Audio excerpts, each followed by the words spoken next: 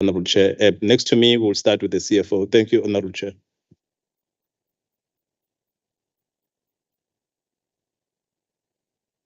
Good morning to the Honorable Chair and Honorable Members. My name is Cabane, Nkosi, the Chief Financial Officer.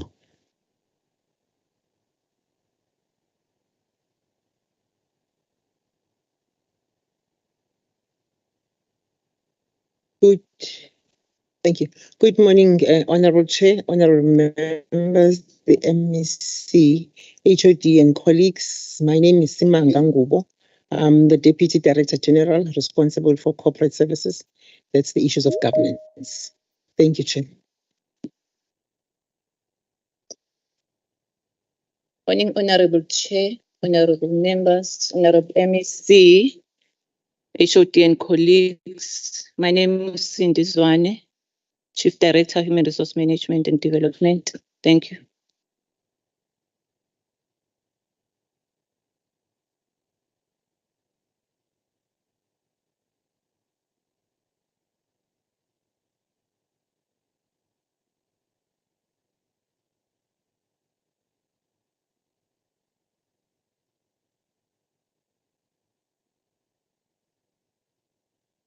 Good morning, Honorable, and all protocols are observed. I am Phongola from Zululand District.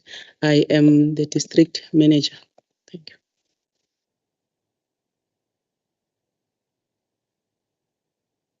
Good morning, Honorable Chairperson and all protocol observed. I am Legisla from King Kajwayo District. Good morning, Honorable Chair, members of the Portfolio Committee, colleagues. My name is Pilile Mkhize. I am the District Manager from Umhlabuyalingana District.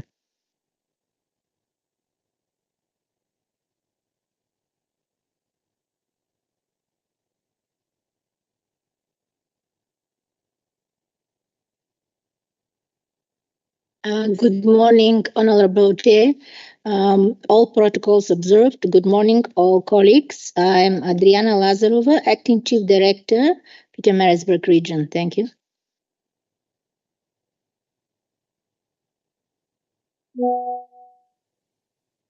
Good morning, Honorable Chair, Honorable Members, MEC, HOD, and colleagues. My name is Batandwa Nogwanya. I'm Legisla Region. Thank you. Good morning to the Honorable Chairperson, the members, the MEC, the HOD, and the senior management, and the colleagues. My name is Unelisiwe Sibiya, a District Manager from Amajuba District.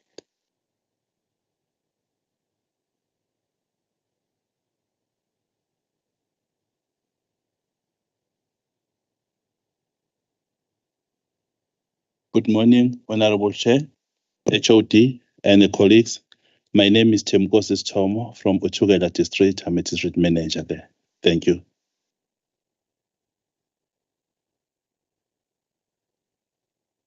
Good morning, Honorable Chair, all protocol observed. I'm Molile Sibisi from Traffic Training College.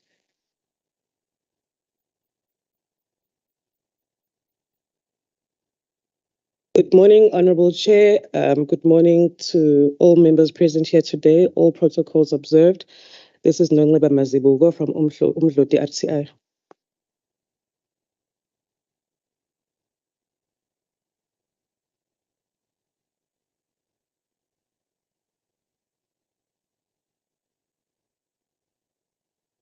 Morning, Chair, morning, honorable members, colleagues. I'm Nkosi, DDG, responsible for transport infrastructure and regional services. Thank you.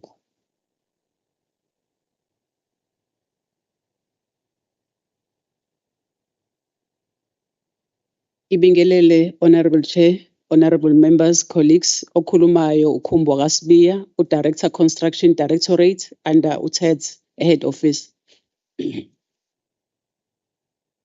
Good morning, Honorable Chairperson, Portfolio Committee members, as well as my colleagues. My name is uMzimkhulu. I'm Acting Director, Rehabilitation.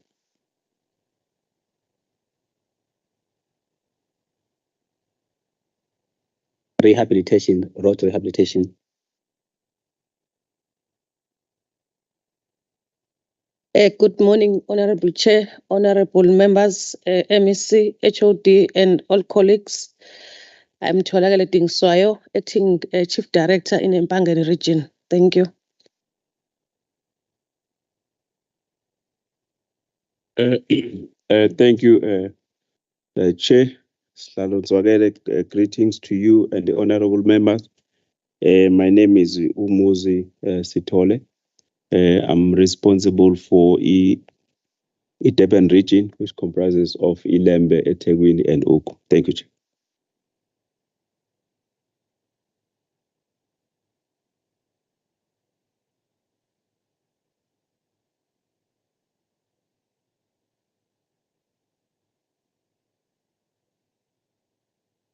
Good morning, Chairperson. I humbly respect all protocol. My name is Figile Sitole.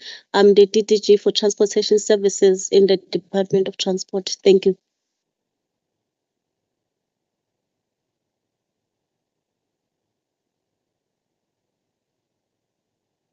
Good morning, Chairperson, honorable members, all protocol observed. Advocate Nomalo, Chief Director for Road Safety and Traffic Management in the province. Thank you.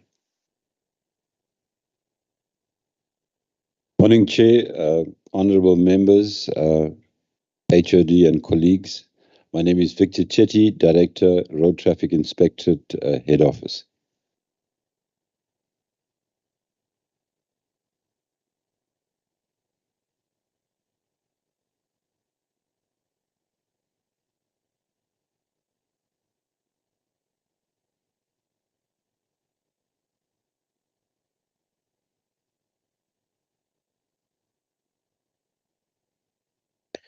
Siyabongela Sitalo amalungu ahloniphekile HOD and colleagues igama uZama Sibisi, Head of Ministry. Thank you.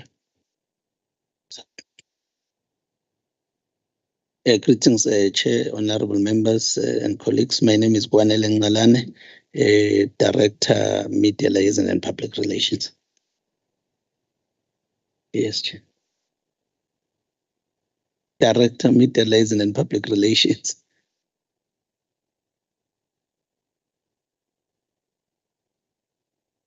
Good morning, Chair. All protocol is observed. My name is Tulani Mthembu, Acting Station Commander, Greater RCI. Morning, Honorable Chair, honorable members and colleagues. Sergeant Parmanan, RTI Pietermaritzburg.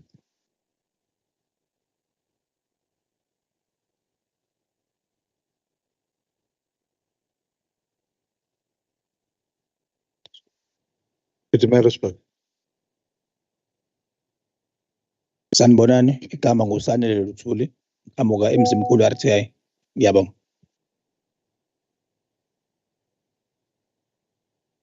Good morning, Chair, Portfolio Committee, Director, and all protocols observed. I'm Mr. Zibane from RTI Head Office. Thank you.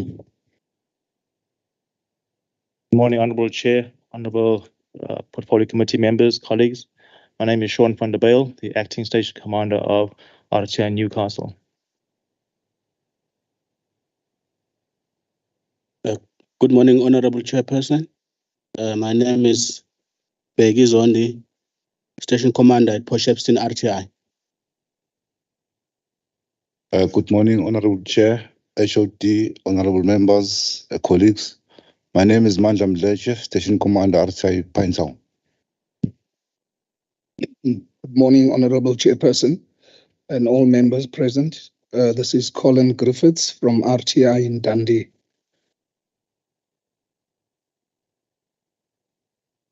Good morning, Honorable Chair, all protocols observed. My name is Dean Gobi. I'm from the KZN Traffic Training College.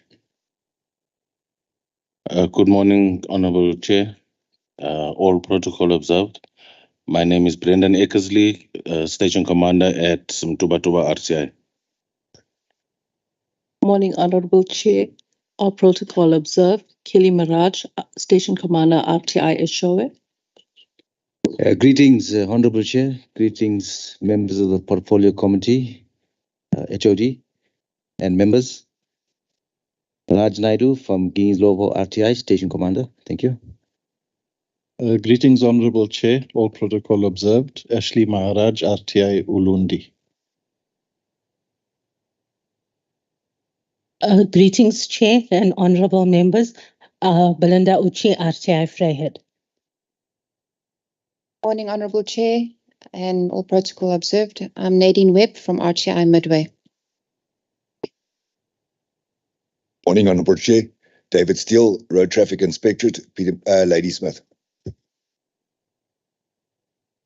Greetings, Honorable Chair, honorable members, MEC HOD, all members present. My name is Jabulan Mazibugo from Ladysmith region. Good morning, Honorable Chair and all members, all protocol observed. Rajan Chinabu, RTI Head Office. Morning, Honorable Chair, honorable members, HOD and colleagues. I'm Mr. TM Tembo, Regional Commander, Durban Region. Thank you. Sihlalo Nzakele, amalunga ahloniphekileyo kanye no-HOD wethu nabo bonke abaphathi abakhulu. Igama lami nguThemba kwaZulu, eregionini yasempangeni as Regional Commander. Sanibona. Morning, Honorable Chair. All protocol observed. Bert Davis from Road Traffic Inspectorate, Head Office. Angibingelele kubahlonishwa. Igama uphendulana kwabiyase e-ofisini lika Honorable MB Gwala, eShamthetho. Good morning, Honorable Chair and honorable members. I am Iduzi Khoza, RTI Ngutu.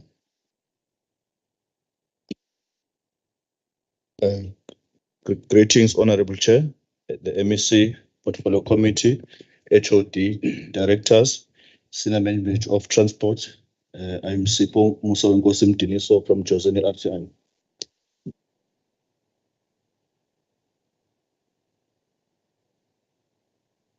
Good morning, Chair. All protocol observed. Mfana Futhi Mthethwa from Dundee Coast Center. Good morning, Chair. Morning, MEC, morning, HOD and senior management. All protocol observed. My name is Andre Warner. I'm actually based at RTI Head Office. Good morning, Chair. All protocol observed. My name is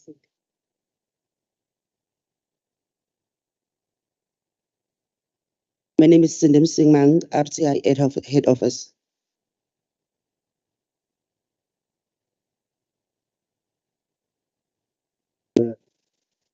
Good morning.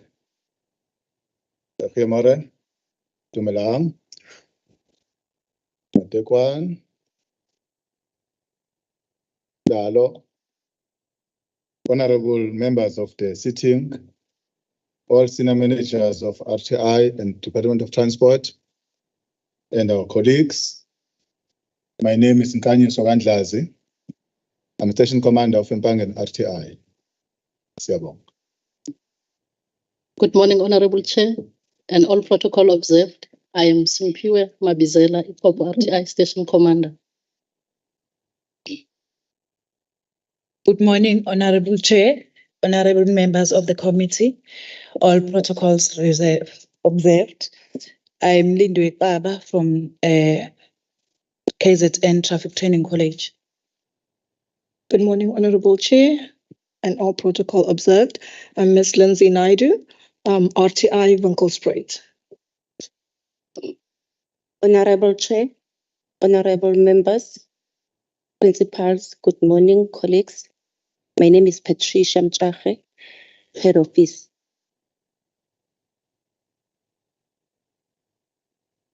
Honorable Chair and honorable members, all protocol observed. My name is Zinhle Mngomezulu, a Provincial Traffic Information Officer at Head Office.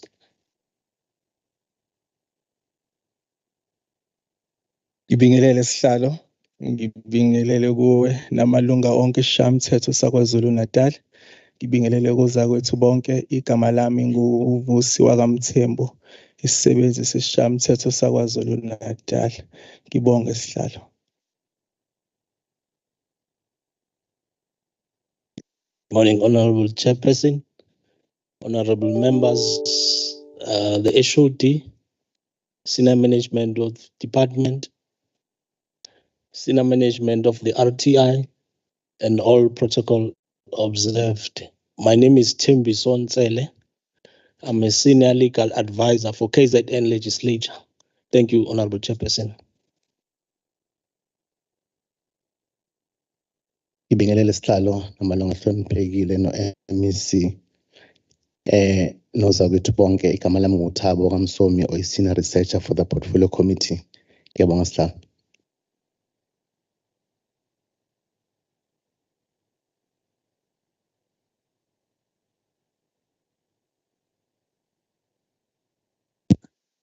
Ngiyakubingelela sihlalo nobhala wakho nehloko yomnyango no-MEC ma khona kwi-visual kanye namalungu ahloniphekile nabo bonke abakhona la omnyango. Cha, mina ngenye nje amadoda endawo ekhona la kuShayamthetho. Ngilona-ke ilunga lesishayamthetho elibuye futhi libe ilunga lekomiti lakwa-transport lapha kuShayamthetho.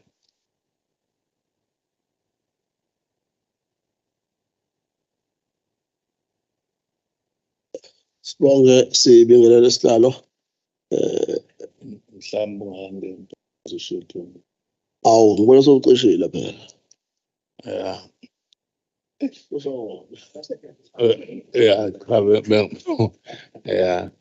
So ngomzukulu ke mina kaCijimpi. Igama lami ke ngoBlessed Okokhwala.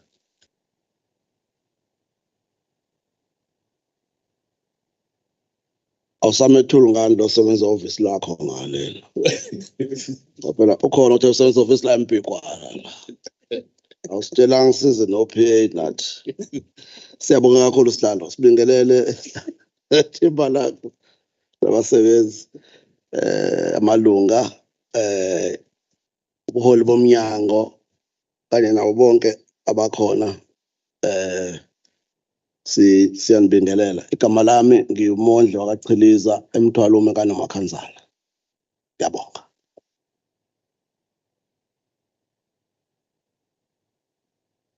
Phinde ngibingelele futhi sihlalo. uMakhosazana kaZungu oyilungu leshamthetho aphinde abe yilungu kwikomiti laka-transport odabuka-ke endaweni yasemandeni phansi kwesifunda iLembe ongumzukulu kaPhemvu. Phemvu ushana kaPhefeni. Good morning, Chair. My name is Stephen Modley, a member of this Portfolio Committee. Thank you.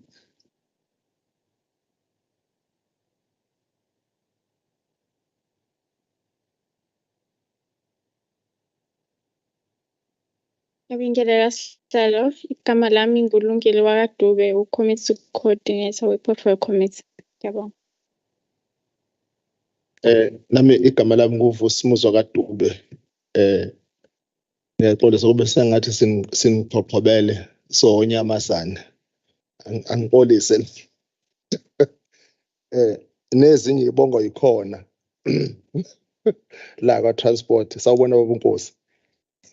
Sawubona baba uNkosi. Sengenza ukuthi kungathi was-bias. Well, thank you very much, Nestor. Good morning, Chairperson, honorable members. My name is Boniso Nkosi, Nestor, Committee Support, Economic Cluster. Thank you very much, honorable members and all the colleagues and all other senior officials, HOD, and the introductions that has been made. Maybe what is important is always to attach a person to a voice, because some of you, we do talk over the phone mostly when there are challenges on the road, asking to be assisted in various ways. We also talk because we are commissioned by the community. We are the servants of the people on the ground. When they don't see things happening, they don't reach to you. Mostly they call us. Where showed I think gets a lot of calls from ourselves. uMC ke yena ngiyacabanga ukuthi simhlupha kakhulu. And sometimes you realize there was no need to call the MEC, because somebody somewhere is responsible for his role and her role.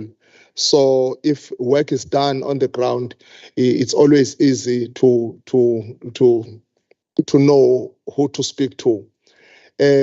We've got 2 particular sections that we are going to be dealing with here. But what is important to me, honorable members, is that from this meeting, I really want us to find each other. There is a difficulty when people are working together, because sometimes you don't know who is who and who do you consult. We do not want to call you. It is not in our interest, to call each and every one of you, because there are people who are in charge, and should there be a time where we call a person who is not in charge, you must know that there is a simmering problem. It is not a secret that when we drive on the road, I was hoping Honorable uZulu, who Deputy Chair of Chairs, will be here in this meeting. It's not a mistake that when sometimes we stop on the road, we introduce ourselves, we ask about the welfare of the people on the road. I think Honorable Motley is good in that one, just to find out. Honorable Zulu is also good in that one, just to find out. That is why, HOD, I've sent some messages to you to say, I see some police without proper uniform. Noma uniform ekukile, yepho isesemgaqweni. And that becomes an embarrassment, to the people, because mabesibuza ukuthi how amaphoyisa nje kunje, and then we send to ask what is happening, and that is proper. That is proper. If you find a dilapidated police station, you will never expect the people who are working there to have an attitude that is positive and working excited. So we do find a lot of discomfort with other people, and we cannot hide that, because uma ngabe kukhona la singanelisekele khona, we need to find each other. We don't need to fight. I mean, we're not here for being friends. We're not. If I invite you in my party, you come. If I don't invite you, that's not a problem. But if it's semsebenzini, then it's a problem. Mhlambe mawunga sayinanga into okufanele uyisayine. That's a problem. One would understand ukuthi abantu mabesebenza kukhona la beciphizana khona, will understand, which I think are issues that are normally solved, in a certain specific way. So HOT, I'm saying this meeting we do want to find each other, but we are going to be starting with the departmental presentations, which also are not going to be long. I did send sort of a framework through our researcher about what is it that we are looking for as an oversight committee. A committee to HOT, I'm very specific that I don't want documentations, not unless we ask them. We ask for them. I mean, why would you bring a pile of 60, 70 pages for a meeting that is going to take, 2 hours? You can bring that document, but you can zoom in the issues that we are interested in. Why I'm saying that, HOD,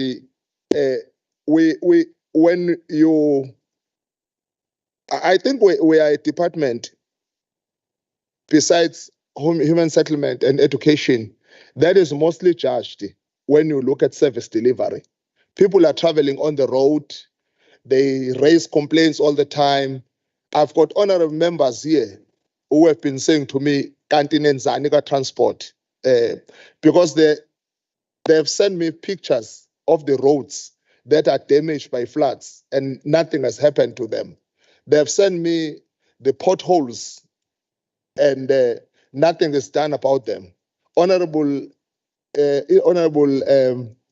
Udunge has been complaining about the pothole. Abantu bazibambuza wathi sasithi uyilunga leshamthetho. What is happening? Now, when you cascade that information going down, that is where you want to know what is happening besides ukulalela Mr. Nkosi. And for me, that is very important. Ngoba kusho ukuthi information ediletha Mr. Nkosi must be a correct information. But in the it's very unfortunate. We've got a researcher there, you know. We've got the team with the lady sitting here. What we do sometime, when you say there is a project happening wherever, we send our team to check if the program is going on. And then secondly, when we do oversight, we would just inform you where we are going to check whatever we are going to check. And sometimes that is where we get embarrassment. But the embarrassment that is more than anything is to get into a place you don't have a person who is directly accountable for that particular project. And then you will get a response that says it's a capital project.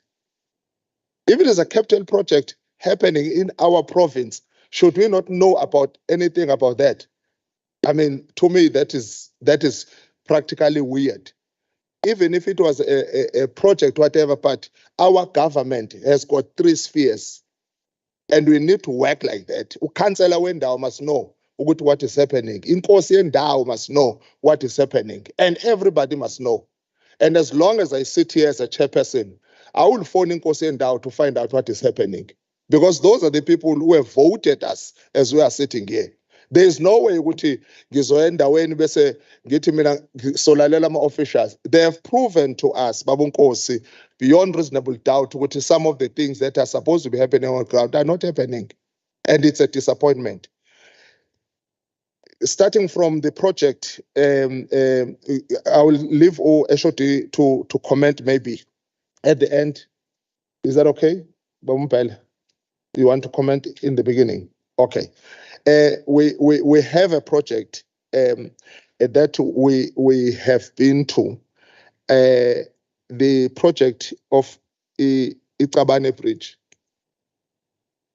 This morning, Nkosi uMzimkhulu called me, and he's saying something that we noted in the meeting, that one of the bridges that is written in the report is not on the road that we are talking about. He was there and he says to me, yeah, he said, that bridge you are talking about is not on this road. What disappoints most HOD is when you go to a place and the official will say, well, namangazi, le project yaqala 5 years, 8 years, 10 years ago. Why should we have projects that are not finished in our province?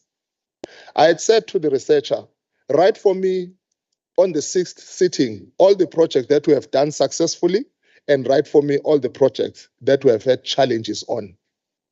And let us look at that and see how we can be able to assist the people on the ground. Mawutholi member lehleli ngala ikhononda ngomgaqo wangakubo weprovince.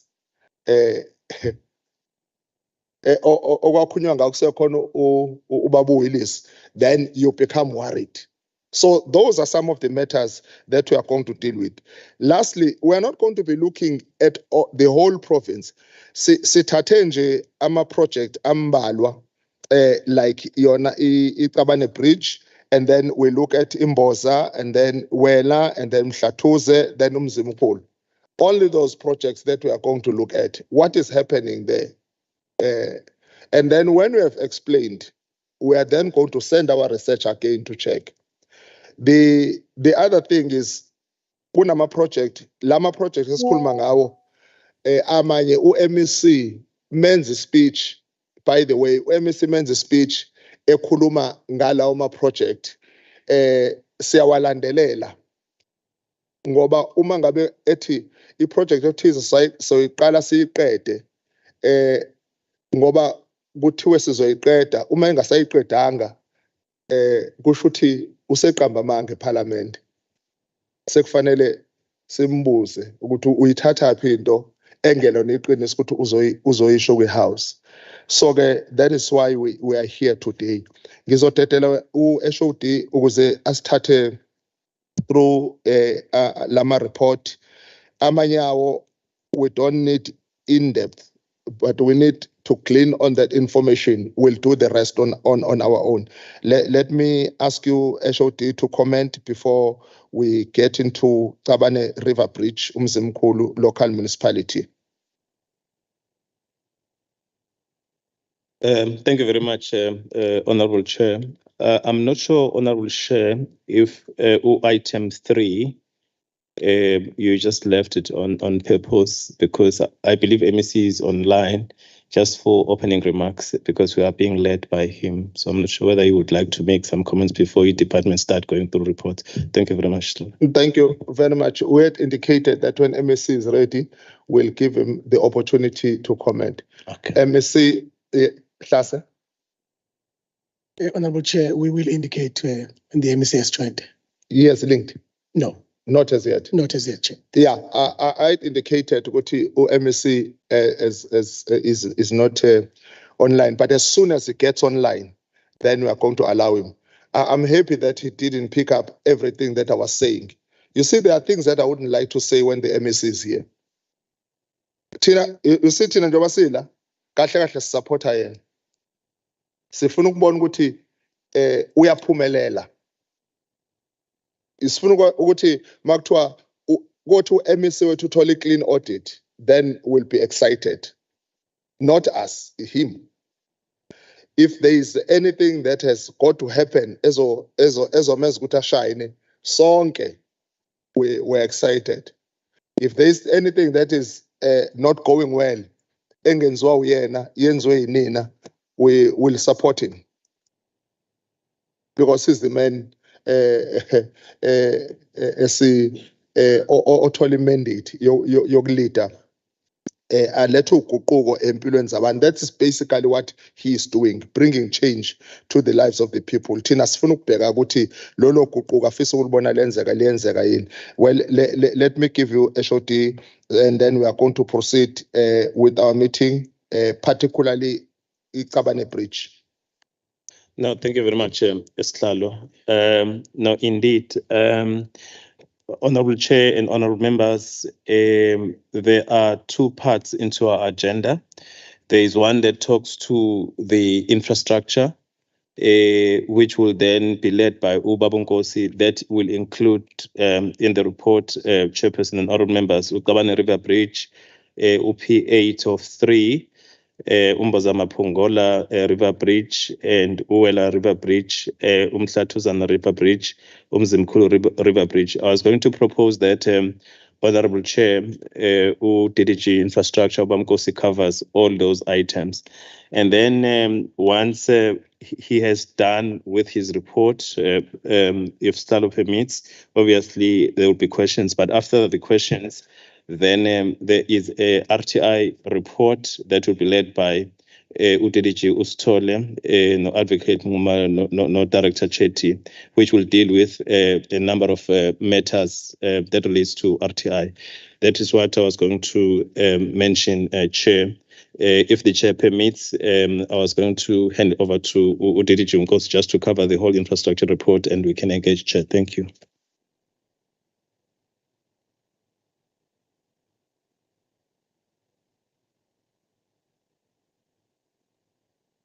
Thank you, Honorable Chairperson, Honorable Members, HOD and colleagues.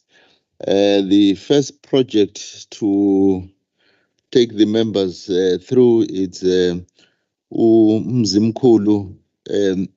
It's a Cabane River Bridge, which is on P749. I'm aware that honorable members visited the project, but just for clarity purposes, I will provide additional information in terms of indicating that the road is from uMzimkhulu to Riverside. And this was an upgrade project for the department. It's been done in phases.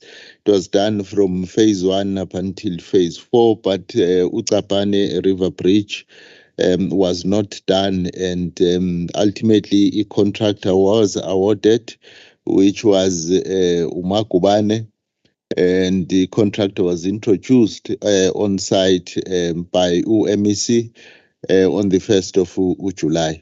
The expectation was that even well before that, the contractor should have started on this project, but there were contractual requirements that a contractor had to comply with. One such is the insurances, the organogram, the works program, so that these could be scrutinized by the department and the engineer on site, so that as he starts, we are happy with the insurances in the main as well as the program. But the challenge is that the contractor is not active on site as we speak, because he has not submitted what is required to submit, which is contractual. Then what we did as a department, after not getting this required information, we had written to the contractor with the hope that the contractor will respond to us positively and take us through exactly whether he's going to comply or not. Due date for his response was yesterday. We have not as yet checked whether he has indeed responded or not. But the issue will be when he did not respond, we might have to take drastic steps in terms of because this was intended to put him on terms to try and ensure that he complies. Because, Chair, let me be open. We as a department, especially the contractor, he's been working on P483 and he's been assisted greatly by the department, and he's been afforded also the opportunity for Cabane. But again, we have assisted the contractor, but it looks like there are indeed challenges with the contractor. The next step will obviously be to terminate if he's not supplying the required information, so that we get someone else to complete the project. I will report only on Chair the bridge itself, which Chair I will not present what we have done and the way forward on the upgrade, because this road was in the main the upgrade. As I indicated, 25 kilometers has been completed because this road was originally gravel road. There is a balance of 16.5 kilometers that the department is working on in making sure that we get the EPC contractor to complete the whole 16.5 kilometers to Riverside. The next project, Chair, it's UP8 Section 3. This is the road, Chair, that starts from Crichton, it goes to Riverside again. If I may correct the report, Chair, there's somewhere it's indicating that of this road, 16 kilometers under a background is surfaced. It's in actual fact, it's 7 kilometers that is surfaced. There is around 10.8 kilometers that is gravel. Then there is 7 kilometers that is surfaced, and the department is attempting to upgrade 10.5 kilometers, which is between Riverside and Crichton. What happened here, Chair, was that there were a couple of delays that we experienced because of our triple PFA regulations, which ultimately assisted us to correct the document. There were delays in that regard, but ultimately the document was amended, advertised, and it closed on the 28th of October. And during the evaluation process, Chair, there was a realization that the project validity period, unfortunately, Chair, had expired. Then the process of the cancellation of this project has been received and will be advertised in due course, so that we start with the new processes again. In other words, this project is currently inactive. It's currently inactive. We anticipate that we will be advertising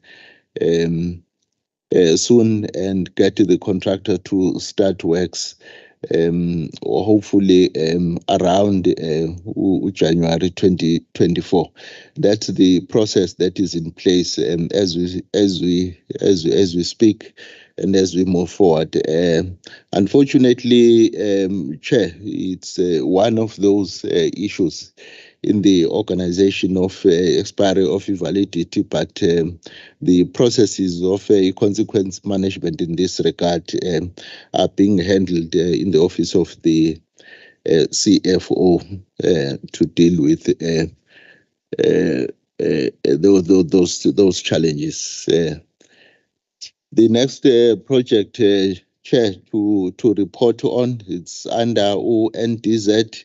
It's uMzimkhulu River Bridge. This is the bridge linking communities to Sentokau. They will also be doing 4 kilometers because, Chair, in the area around the hospital, because this bridge is linking the communities into the hospital. Around the hospital, unfortunately, the roads are still gravel roads, and these 4 kilometers will be taking care of imugwaqo in the vicinity of the hospital to ensure that at least there is no dust as you pass the hospital.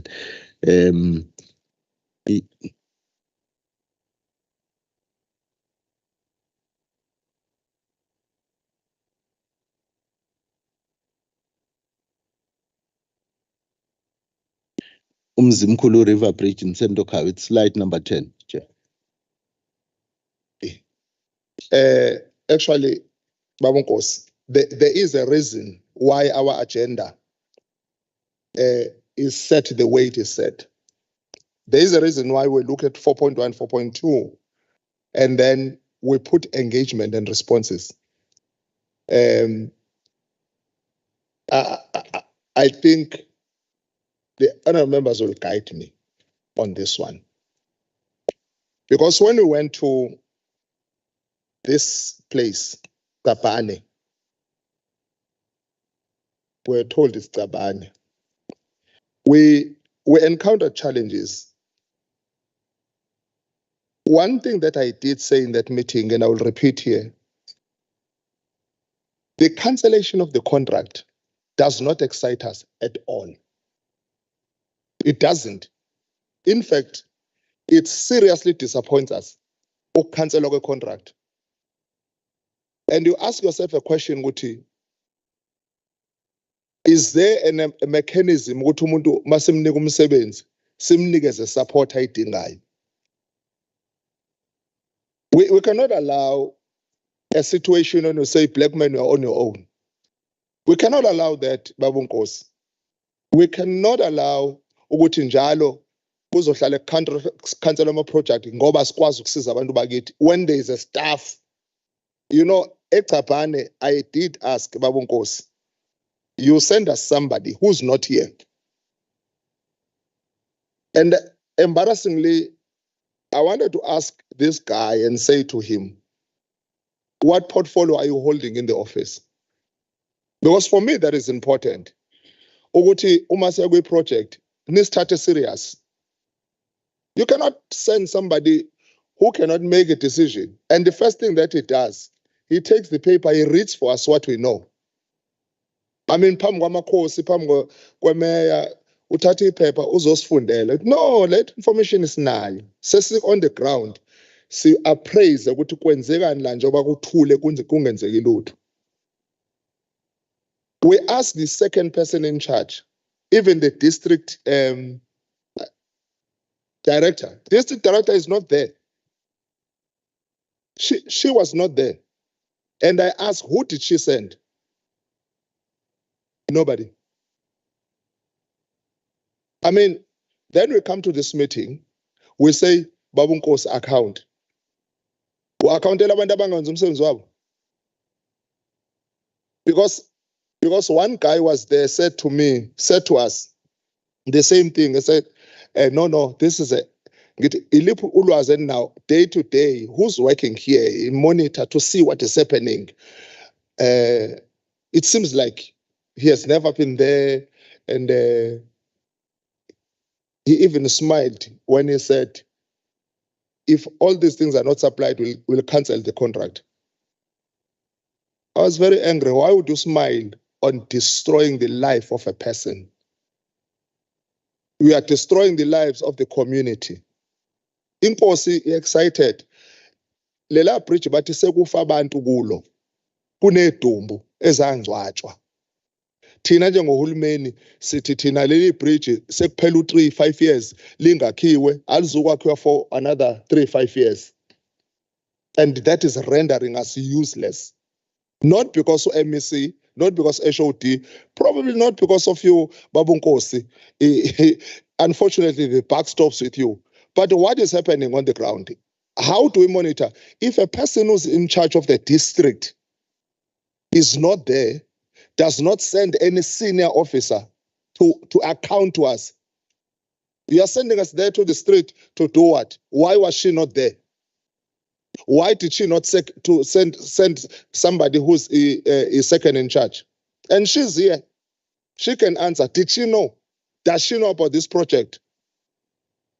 Does he even visit there to see? You see, those are some of the things that worries us. And we sit in these meetings, zethu njenge committee sibe opopai. No, we cannot. And then we'll hammer much on the HOD. Not now, HOD. We are not going to do that. Let me allow members to comment first. Not today. We're very disappointed. We wasted money. In fact, we cancelled everything that we had to do. We still have to account for speaker. And we cannot pass by on things like that.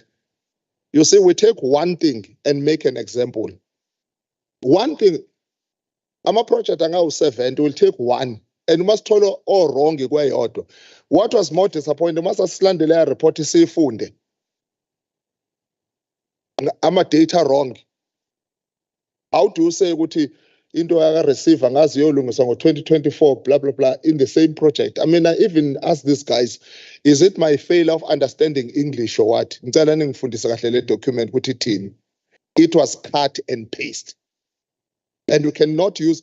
When we debated that project here in the house, I was standing here and bragging about the project that is going on in this house. And when I got there, these members were hammering me. Kanti ukhuluma ngani Hlalo? Angifuni ukuboshela into engingayazi ngoba ngangibreaka ngithi project iyaqhubeka yenzeke okuthize. Masifika lapha angifuni ukukhuluma into esayifica lapha, but that is why we zoom into this project so that ilawa manye you will give us information. I mean, when we Okay, members first, and then I'll allow HOD. Thank you, Chairperson. Thank you, Mr. Nkosi, for your report. Chair, I'm very much concerned, like you rightfully say, we have a contractor on site. But my concern is very simple, Chair. A contractor has been awarded the contract. If he did not comply with the documents, why would he do site establishment? Because once if a contractor does site establishment, then we have to pay him for site establishment if he hasn't got his documents. If you look at the document that we had, Chair, when we were there on the other side, like you said, we wouldn't talk about history, but the handover was done on the 3rd of March, 2023. The MEC handed over on the 3rd of June. So how many handovers was there on this contract? And then the official order was on the 12th of May, 2023. Now, if you look at all those things, the contractor did not comply, number one, but number two, he went and did site establishment. Now, who is going to pay for site establishment? That is established his site. And number three, we will go into legal expenses on this contract. Why did he establish if he did not comply with the documents? I'll stop there, Chair. Thanks.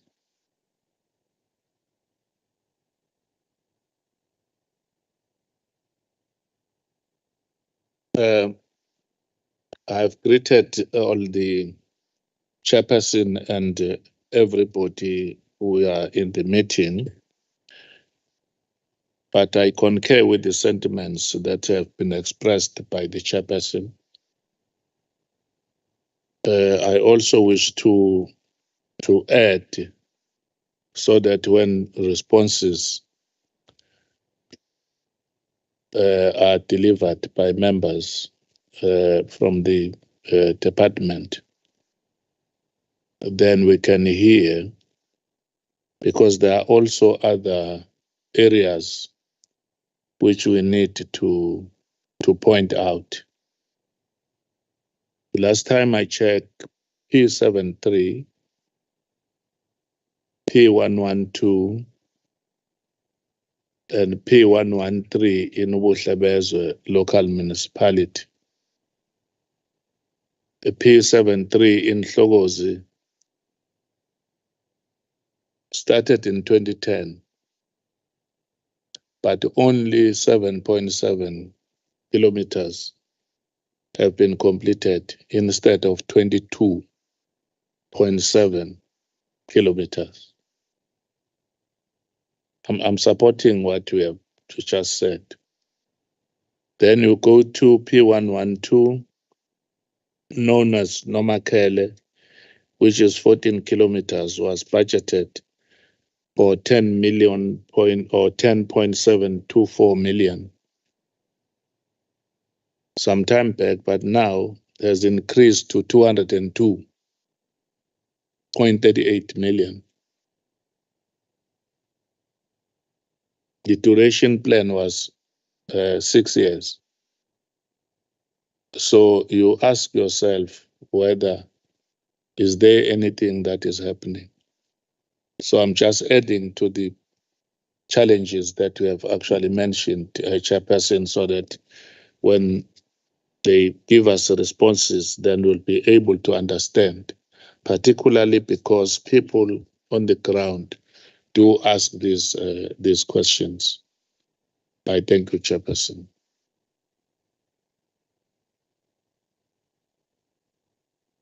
Thank you, Chairperson. With the other incomplete roads, Mpepet has covered me, because the issue of P73, it started long ago. I think HOD was still a regional manager in eThekwini. I think it was the time of, if I'm not mistaken, of Injebe or Majola, Mangaposis. That's very long ago. Kwaze kwafika uHOD naye wadlula. wafika no MSA ngokunjalo bayafika bayaphuma P73 is still not complete. Now that is really a problem. And Slalo, I'm not going to repeat what you said because all you said is true. In fact, Slalo, throughout this document, it's the same thing. It's the same thing. I don't think there's a true reflection here throughout this document. You see, if you talk about 2019, 2020, but the road is still not complete now, I think that is a problem. We're in serious problem. I just went through all these pages and it's the same thing, Slalo. Same. Another one is the job opportunities. If you say planned 162 and actual is nil,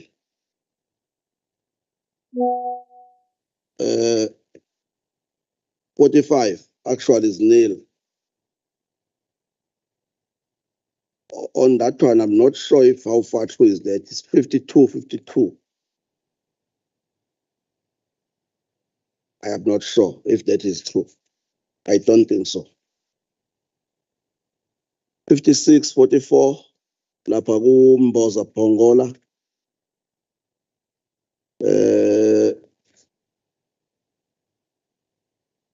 46, 14. So which means, you see, you are turning this department, guys, into something very different from what it was. This department used to be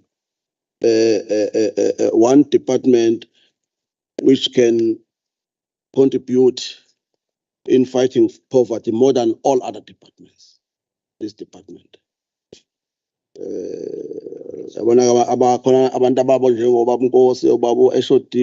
know what I'm talking about. This department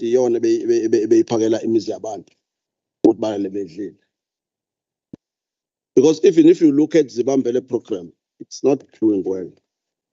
Not at all doing well, Slalo. So I'm not sure, Slalo. This report, to me, it won't assist us. But well, I don't have a problem if we continue with it, but it doesn't assist us, Slalo. You see, I thought I won't mention the issue of potholes. That pothole at Global Garage, which was known as Ntolume Spa, is still there. It's still there. It's not only the only one. You see, it's very difficult, man, to take a small car and drive it even to Durban because it's potholes all over, even on freeway. All over, it's potholes.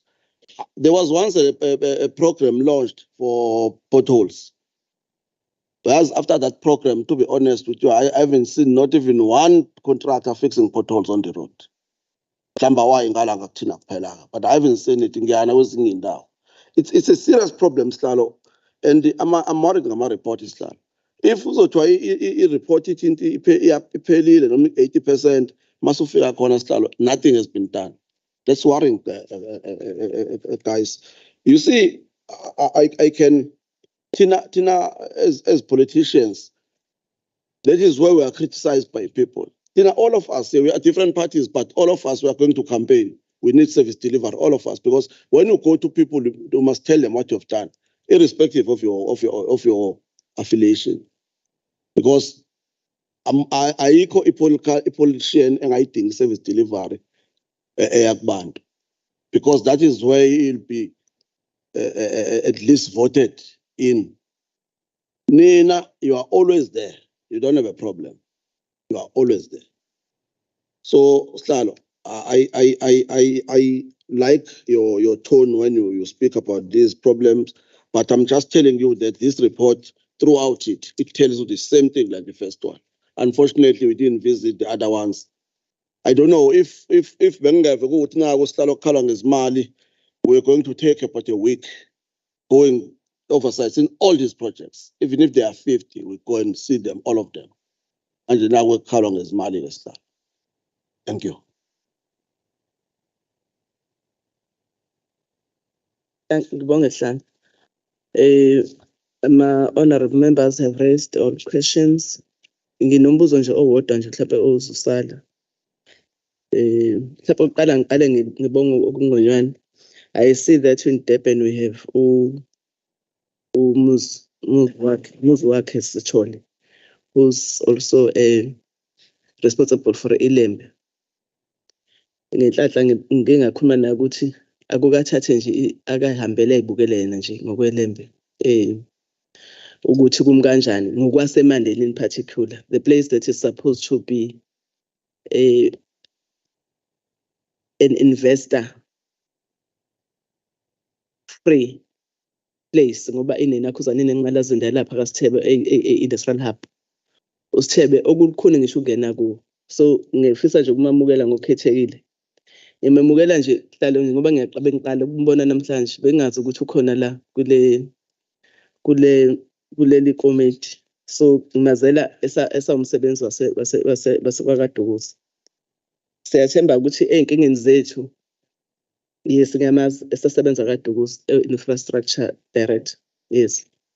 So einkingeni zethu mhlawumbe sezokuxazululeka ngoba kwesesikhathi uzuthola amagama mina ngangaqothwa ngumandeni sub-region by ama-officials ka-transport, because I've been raising izinto ezikhuluma ngokuthi kuncane kakhulu okwenzakalayo.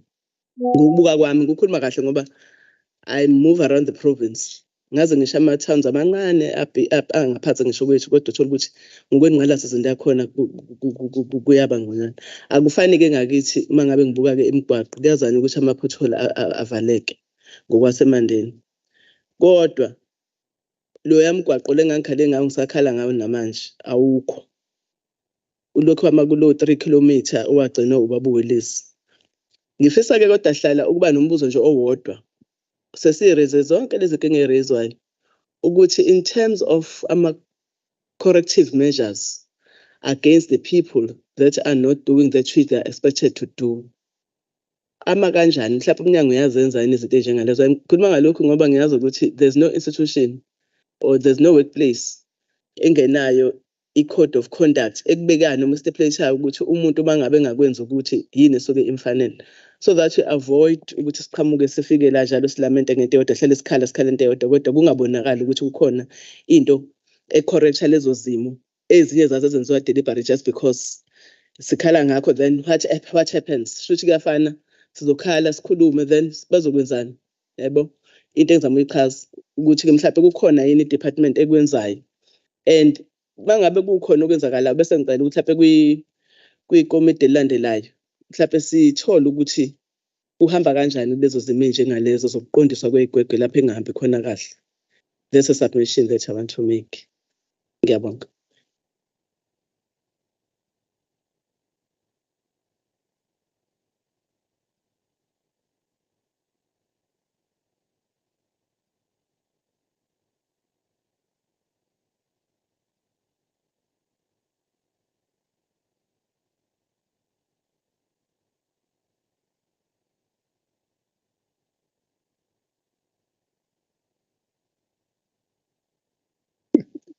No, I think it suffices what honorable members have mentioned. Where joke on that day, HOD I think was present. Traveling for that distance, we are figure corner. Officials responsible are not there. Officials should be knowing what is happening with the project are not there. In the presence of a traditional authority, in the presence of a local council, in the presence of a ward committee, umphakathi. You see, when you come as a legislature, they expect ayisekufika abakhulu-ke manje. And that's afana nabo sayidwa nyambuphu. That's what happened, HOD there. So it says something about the systems we are putting in place as the transport in overseeing and managing our project.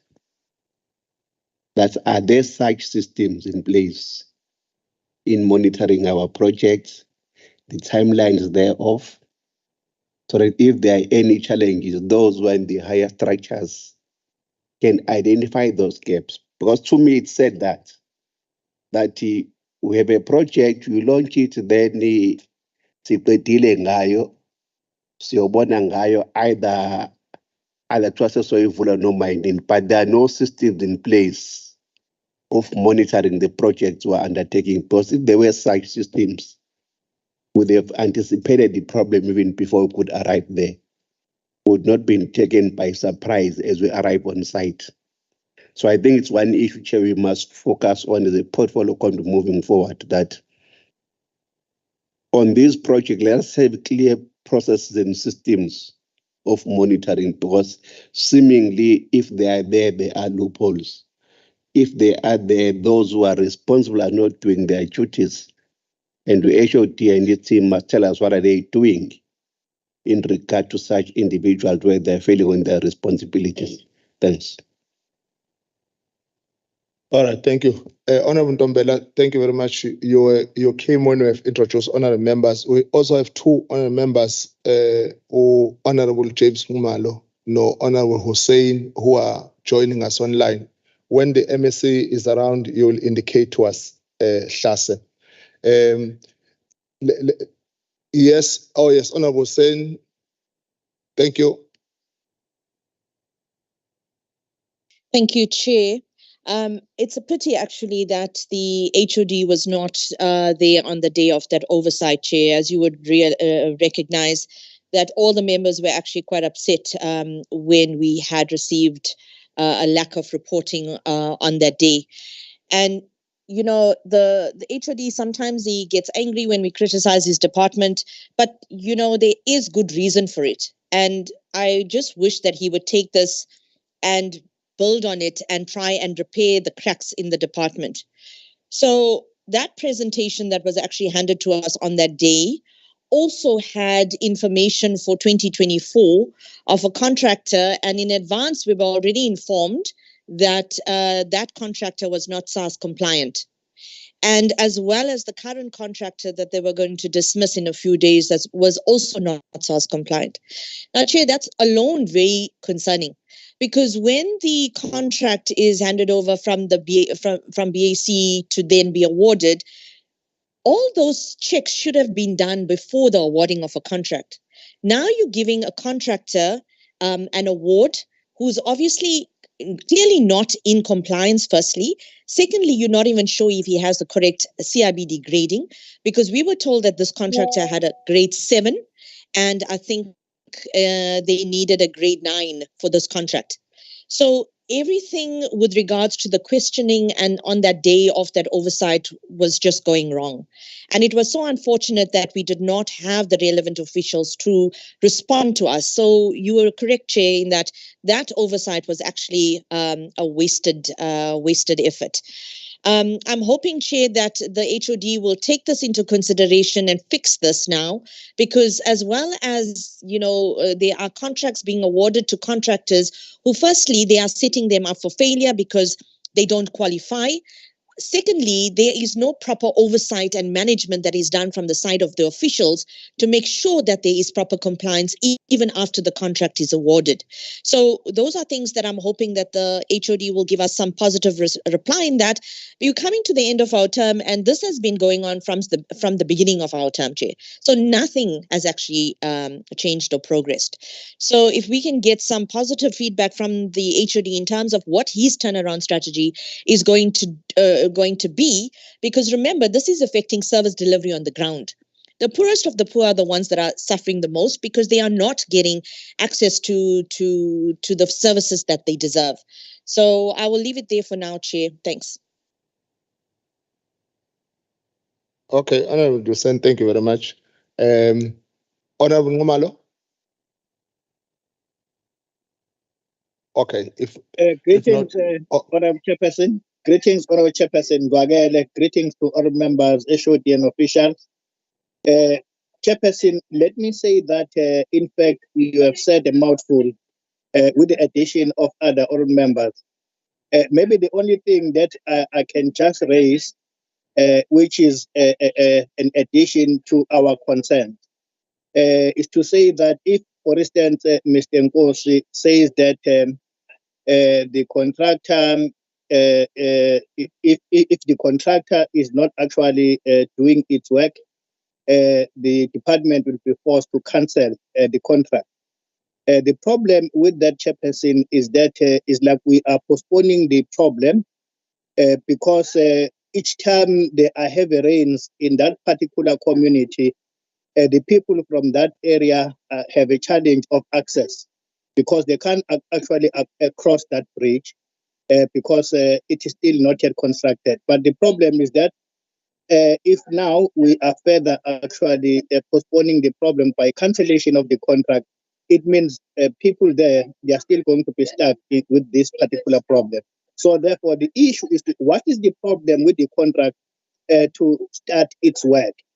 Maybe if we can just get an update, really, what is the challenge there for the contract for the contractor to start its work there so that the bridge can be constructed? Because if they cancel the contract again, they will have to restart the whole process, advertise, and then go to bid adjudication committees. It will take another year.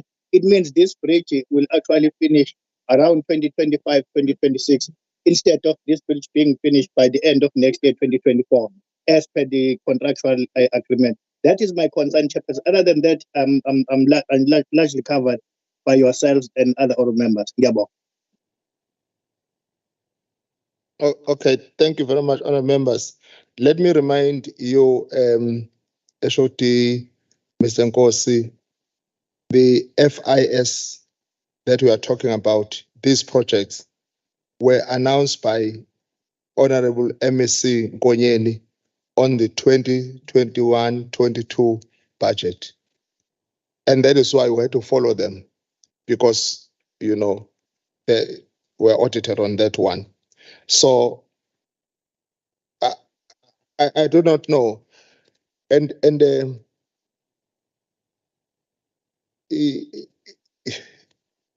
I want to repeat this again. I'm pleading for our black contractors. I'm pleading on their behalf, Nkosi. Let us not allow our people to fail. Let us help them to succeed. And I want to repeat, it doesn't excite us as a committee, even every politician sitting here, to say a contract cancel. Can't we have mechanism, HOD, to assist these black people, to make them succeed, to help one another?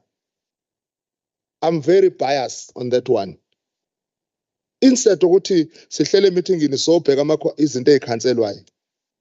I mean kufana HOD. You know, I've been a principal. If a teacher does not produce good marks, why should I blame the HOD? And I should blame in fact, when I was an inspector, why should I blame the principal who is not in class? Why should I blame the HOD if the teacher is not producing well? Then the line goes back again. Ngoba uthisha menga produce ngizobuza ku-HOD. I-HOD sekufanele ithi bear the brunt. Kusho ukuthi awumbhekile lo thisha. And there is always a support. You see, amongst yourself as officials, you have support structures. You do workshops, you know, to make sure ukuthi umuntu uyawenza umsebenzi. Siyamzwela, simnika isikhathi ngengizwe la kweSkopa, simnika isikhathi ukuthi ayonikeza usizo. Now when it comes to our contractors, babunkosi, asibaniki lolo sizo. Angazi, you see, we are sitting here to change policies. Uma kukhona ipolicy ethi abangasizwa, hayi ngicabanga ukuthi sizoyishintsha ukuze basizwe abantu bakithi abamnyama. Anginandaba noma ngabe kunika umuntu wenzeni. These things must change ukuze zibavumele ukuthi benze umsebenzi. Amele ihlale endlini zoba ezakhiwa obaba omkhulu 50 years ago, 100 years ago sisekhona. Bese kufika thina umbuso wabantu abamnyama sithi abantu abamnyama bakwazi ukwakha izindlu esesimweni esifanele. Kodwa sihlala endlini ezakhiwa mina indlu engisayazi yakho omkhulu engazanga esipolini sokwakha kodwa wayakha. Mase kufika abantu bakithi sithi umsebenzi bawufundele. wezindlu sengikhuluma ke le mgaqweni ngemhlambe kudinga iskill esithize. Let us skill these people. Bekuzoba iplea yami nje mina ukuze singalusithethisana amacala. And then secondly, siyasho njengekomiti ukuthi asijabule ngemigaqo engaphelile ngoba uMEC wakhuluma. Ngiyazi ukuthi baba uNkosi sekukhona imigaqo abayi-edile abahlali bekhala ngayo mina ngihlale ngiyithumela. Mhlambe kuleyo ngiyocela ukuthi at least ungaphendula uyinote ukuze uhambe ubheke na ukuthi what is happening ukuze singakufaka enkingeni ukuthi kuma minute alandelayo sithi wa account wathi kanti akwenzekanga. Mina ngicabanga ukuthi HOD uma ibikhona indlela yokusiza ukuze sisize ubaba uNkosi nethimba lakhe. Ubaba uNkosi akwazi ukusiza ithimba elilandelayo ngoba ubaba uNkosi akazelanga ukuzokhansela ama-contract, uzopromoter i-economy, and the more i-contract ikhanselwa, the more the community will suffer. And that is why my plea is let us assist our people. Angazi ke mhlambe sisizeni sigide if nisafuna siqhubeke nale report siqhubeke nayo, if ningafunisi iqhube sihambe noyibheka again, it's okay, it's okay. Is that right members? It's okay. They must do some corrections on it. Ngiyazi ukuthi okunye kuba ama mistake, but ke kufana ne la sithi ama contract ngoba ngizwa lenkinga eShodi yokuthi mhlambe nani nihlushwa ilaba ukuthi umsebenzi usuwenziwa bese befika bethi sifuna imali baphazamisa umsebenzi. Kodwa mayikhona nayo we need to take a resolution about it ngoba kwamanye ama committee we do that ngoba kufanele sidedele abantu bakithi besafarisha on the ground kanti khona ufeleba nje oGoliath obamele bayasaba ukusho emeetingini hayibo webabudube leyo mali eniyifakayo le ayisebenzeli ngoba khona 1 no 2 no 3. How do we assist as an oversight committee? That is what we are really interested on. HOD, you had something to say, and then ngivumele ubaba uNkosi a comment. Then sorry, Chair, can I say something? Yes, Honorable. Thank you, Chairperson. Chair, I think what we should do is we are planning to have a workshop with the department. So I think we should ask the HOD and his team to go and look out for you if they have got any challenges, what if they have. They rather address those issues. So when we come back to our workshop, then they can come prepared and give us a full report so we know what's going on. We don't want to come every time here, excuse me, every time when we sing the same song from the same hymn sheet. So we should get an updated report because when we were going to, on the Mandala Day function we had in Nkoleni, there was a part of the road that was washed away.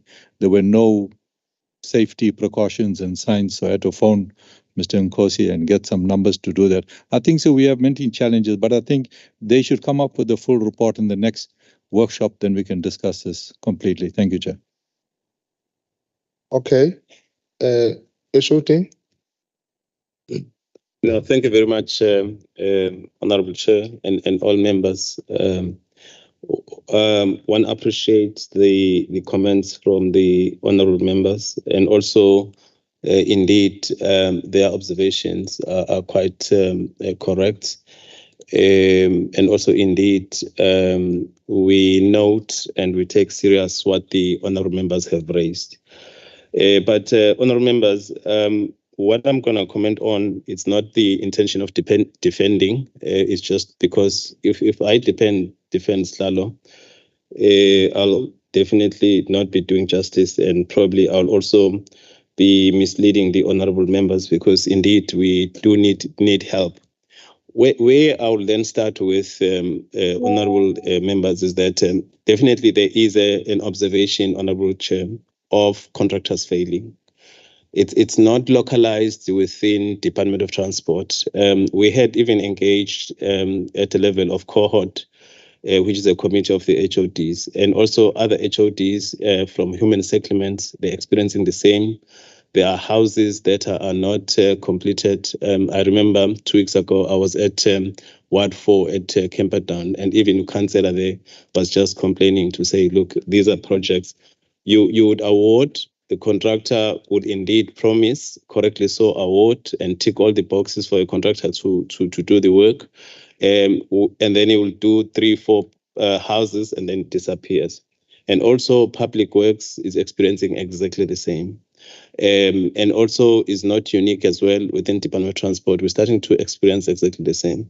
But in relation to broadly, I think honorable members are starting to say, what is it that we're doing? As we speak, Honorable Chair, there is a workshop. We've taken a position that start to say during the tender stage, when it's awarded. So our branch that deals with economic development and empowerment, they must start doing workshops because that's where the problem starts. It starts with the pricing of the documents and also it starts with contractors undercoating. Today, Honorable Chair, they are at Nkosi Civic Center, Kwamsani. There is a briefing that is happening. Honorable Chair, they are workshopping AMA contractors. But having said that, in relation now to Cabane, when it was brought to my attention, there are two things that I have raised with the team. One, I wanted to have an engagement on Monday with the contractor himself so that I can understand the extent of what is his problem. Nkosi is organizing that meeting. So you're quite correct, honorable members and chair, that indeed we're not a department that want to cancel, because if you cancel, one, you're not going to spend the budget. Secondly, you're disempowering the contractors. Thirdly, you can't create jobs. Fourthly, you're disempowering the communities and you're creating a negative perception on the department. So I have mandated uMzimkhulu and the team yake to say, let's not do it in piecemeal, Chair. Let's look at the 11 districts, get a list of all the projects in all the districts, more especially the capital and rehab, all the districts. What stage are they? Where the contractors are failing, so that you're able to pick up where the problem is. I think they're busy with that exercise. He has promised me that within the next 10 days, he's going to finish that report. And also, if the honorable chairperson would allow, we can then share that report at the workshop. Because you could think that it's localized at a particular project within Cabane, whereas it's actually broad. In fact, in the office, because cancellations, they go through certain committees and even they go to HOD for finalization. Actually, Chairperson and honorable members, I've just stopped cancelling project. And I said, look, I just need to engage contractors first so that I can understand. So the problems emanate from the cash flow, like more especially the bridge. It's cash intense project. You have to buy concrete, you have to make sure that you get your steel. You need to make sure that you get credit. And unfortunately, as you were saying, Chair, it affects more African contractors because they can't get credit. So you're quite correct that maybe as a department, we just need to come up with a strategy in terms of how then we can then help them. It's more on the cash flow part than anything else. So I think we are going to be dealing with that. But in relation to Cabane, there is a meeting that is pending with the contractor and myself and with Nkosi, which will then have to have a deeper understanding, because he's not doing one project with Cabane. There is a number of projects that he's doing and then see. But I'm not sure really what has gone into also the contracting business generally, because there's even a project, I think, at NTZ that I was dealing with very closely with the leadership there. We awarded Slalo that contract 2-3 weeks ago. Then the SCM was struggling just to find the owners of the contractor. Just struggling, is not honoring. We've sent emails, we've sent written response, just no responses. Up to until last week, Tuesday. Then he phoned back, says, no, HOD, I'm in Cape Town. I'm going to see you on Friday. Then I said, Friday is going to be too late, because this project we need as soon as possible. I need you here otherwise. And with a lot of trying to put pressure on him, I said, if you don't pitch the following morning, otherwise I'm going to have to be forced to terminate this project. But he never pitched.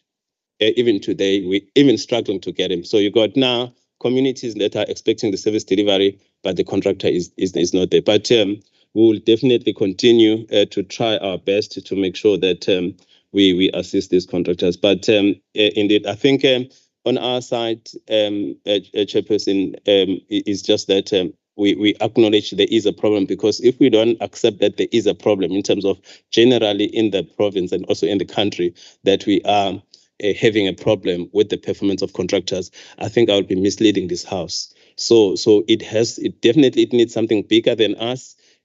Probably it needs the honourable members to assist us, but I think we can only be assisted once if the department is able then to say, how can the honourable members assist and intervene? So that report, I think it will come from after the 10-day report, Nkosi that will present to management, and then after that, then we'll then present it to honourable members and see how we can able to assist one another. Basically, that is the plea. And also, I would like to tender the sincere apology around the matter of the site visit of the portfolio. I was alerted of the non-attendance, more especially of the senior officials, Phongola, and the challenge was that he was caught up with the Auditor General, and unfortunately, he couldn't. Not that in our view, the intention was to undermine the portfolio committee, but the only gap that probably would have improved on is to indicate on time. But unfortunately, what happened is that night, the night before, it was a night where a management report for the department from the audit from the auditors was going to be presented. So we didn't know about it up to until then Nkosi had to deal with that following morning. But we are apologizing. But secondly, something that also we have discussed with Nkosi and also original directors to say, if, for example, you take a particular region and you have a district manager within that area is supposed to know what he might not know in terms of the payments, in terms of the progress, but he needs then to know and be able to assist. The officials distance themselves from saying these are head office or wherever they're happening. As soon as you have a district manager there, he needs to make sure that he knows. In fact, at the regional manager's office, what should be happening is that colleagues that are managing, be it rehab, construction, they need to go and present the progress of this report, so that because they are interface with the community, so that they're able to respond. I think that was the approach that we have advised Nkosi and the team to say, this is the approach. It's not proper that you'd have a regional manager and a district manager that will then say, I don't know what is happening in my area. So it's something that indeed we're dealing, and we're going to deal decisively to an extent that if there is any of the official that will do that, I'll take it upon my shoulder.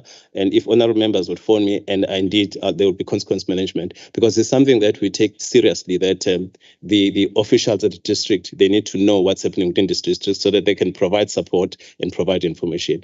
That is basically my submission, Chair. Thank you.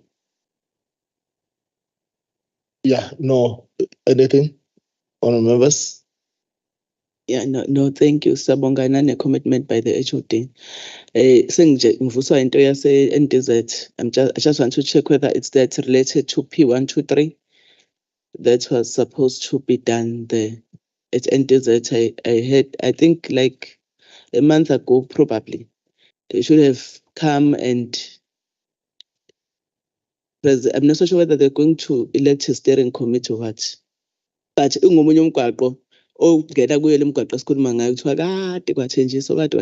there was a commitment at some point, and I think there was a progress. So I'm just confused whether the challenge that the HOD is raising about the person that is not coming with the relevant information. Yes.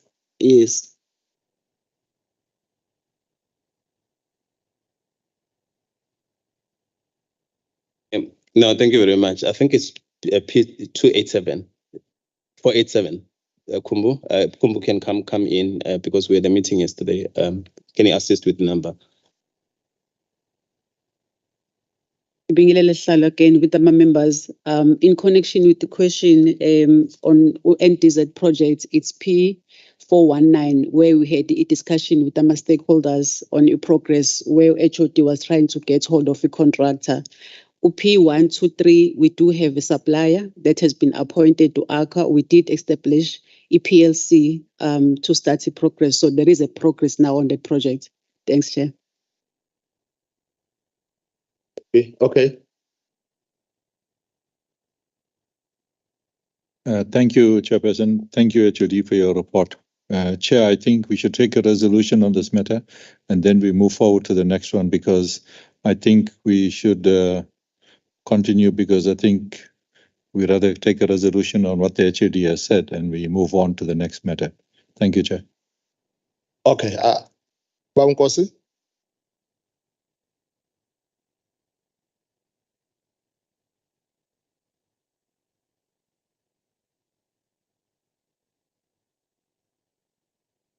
Okay, no, thank you, Chair. I thought on the one for OP123, Chair, let me indicate that having set up the PLC, it does not mean that the project is going to start immediately. The form and the shape of the project is that it's an EPC or it's a turnkey project. A service provider that has been appointed must start with my investigations, surveying, provide my designs thereafter. Then the project can start thereafter. It means it's not that as if it's been awarded, then the project will start immediately.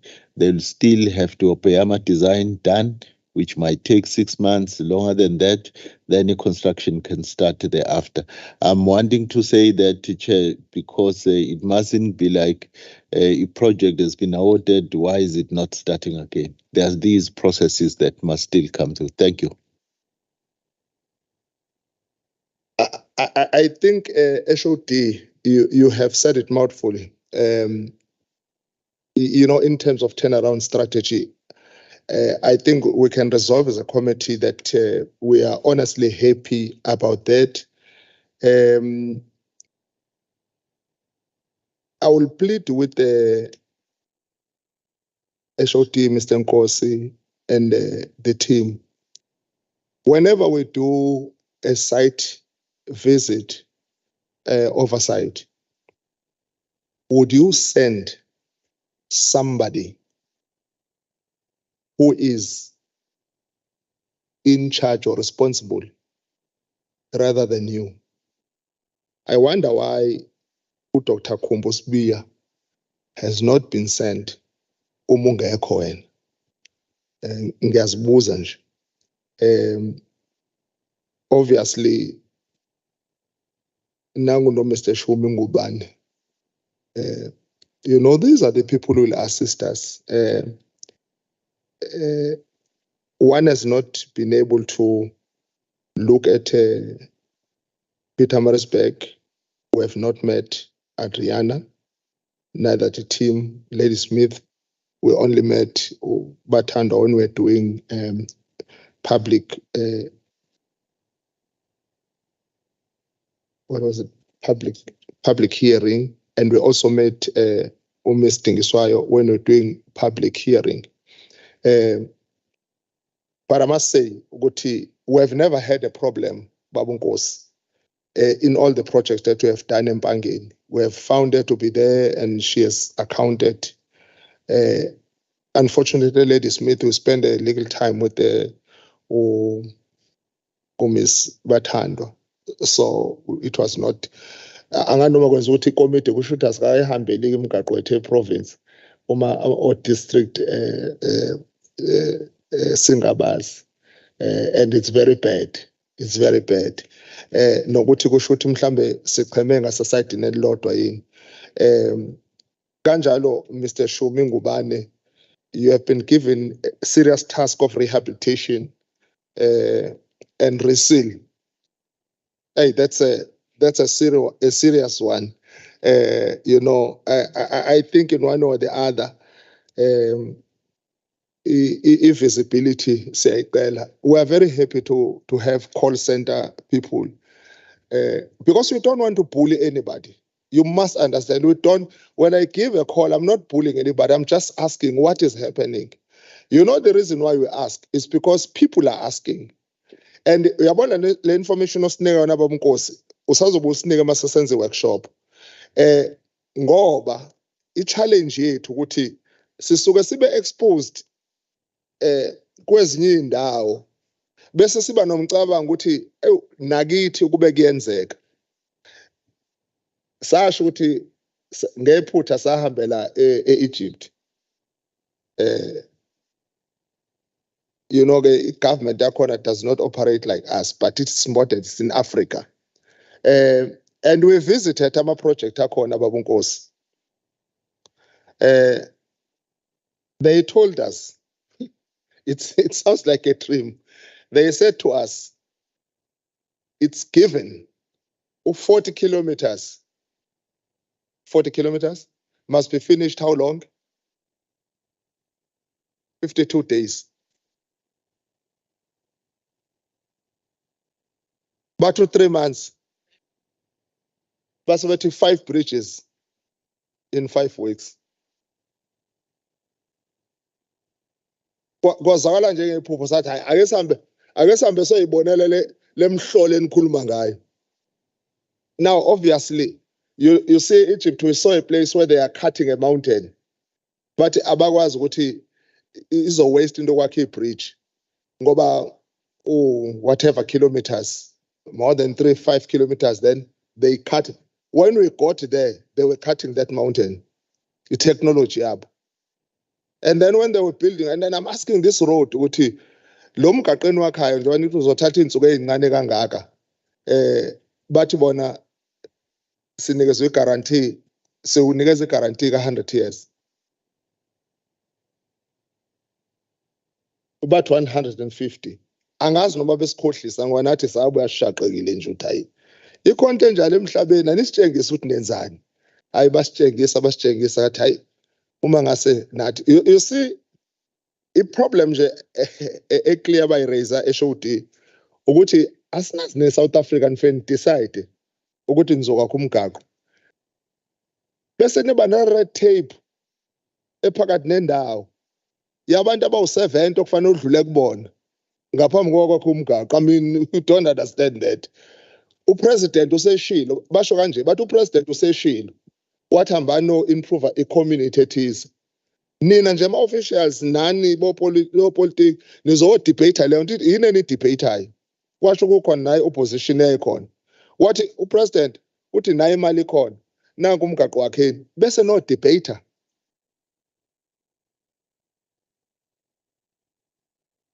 Bathi hawu finance hayi ke isishibilikele nje ama-invoice. Now in one Nkosi kanti into enje iyenzeka sasho sathi hey kangcono sihamba ne-SHOD la akabalalele nje nobaba uNkosi akumenshini ababa uNkosi athi ukubalalele nje labantu ukuthi bakhuluma amaphuphumani basingenise ebhasini bathi asihambe sobona umgaqo angazi ubani kilometers abawakhe ensukwini ey'ngazi athi sehla sawukala hayibo kanti niqinisile njengamanje bakha into ya-railway bathi bafuna u-railway osuka Cape to Cairo. Bathi hayi sizowenza sithi hayi sazi bathi hayi so yothola ama-permission okudlula lapha hayi. You know, these people are so progressive. We also saw smart cities. They took us to smart cities. They said, see a smart city, in 2 years time we finish and abantu bazongena. Kodwa kwaba nale nkinga yodwa-ke ngayinotice ukuthi bathi basebenza ebusuku nasemini. Bathi bane-shift engena ebusuku, bane-shift engena emini. Bathi nje awukwazi ukufika umgaqo ongenzeki lutho. Bathi siphazanyiswa i-weather kuphela. Ayike angazi-ke kulama ema-country uma ungawuqeda umsebenzi uminister wakhona wathi uma ungaqeda umsebenzi wakho uyaresign. Washo yena wathi saba nenhlanhla sathola no-minister. Wathi mina I'm a man of army. When I command things to happen, angi-expect ukuthi kube khona ozobuya athi unenkinga. Sakusaba-ke lokho ukuthi hayi mhlawumbe ungase udubuleke-ke uma ngabe ngoba ma ungawenzanga umsebenzi uvumile ukuthi uzowenza. And also they use veterans. I don't know. They use those veterans who were helping in the army because, but when they had izimpi, they were able to build a bridge in a short space of time. But releases into zabo zezimpi. But leso skill leso ke basithatha basiletha ngapha. Ukuthi manikwazi ukwakha ibridge esodlula kulona uma onjinela bethu asibasebenzisi ngani ngapha. Ngichaza nje ama-experience akwamanye amazwe asenza sibuye nathi baba uNkosi sesikhala sethi hawu Nkosi yami abantu bangazivotela kaningi uma ngase kubonakele lelo ushintsho lenzeka. Asi-fast chat ke Nkosi lento yamakomiti adjudicateayo angafuni ukuhlala and stuff like that. Please assist on that one. And then lastly, singajabula thina manje si-appraise nge-information. Say for example, HOD kune project enenzayo ezo involve abantu. Ningalindi thina size sibuse. Information iflow ngoba into efunwa abantu i-information. Bayazi if uNkosi will go to them, abantu bazi ukuthi masuhende i-contract isinikezwe amandla kusho ukuthi kuyaqala. Abawazi zonke amanye ama-processes kuzosiza ku-workshop kusize nabanye asibachazelayo namakhosi nendoni ukuthi hayi understand ukuthi njengoba sesiqale la sisazothatha isikhathi esingaka. Information is very important, but ke asifuna ukuthi siphinde siniqine. Ngicabanga ukuthi it's very clear. We would like you to look at this project and come out with a turnaround strategy. Do we agree on that, honorable members? Okay, thank you. No, Baba Nkosi, it's fine. We'll end up here. I don't know if you want to comment on anything, or we agree with the HOD that we'll suspend these programs and projects and get the proper updated reports after we have done our workshop. We are going to do a workshop so that we get an understanding of each and every area. Ukuthi le area isebenza kanjani, see understand it as a committee. Thank you. Singadlula? Yeah, fine. Well covered, Chair. Thank you. Ngeke sakubuza.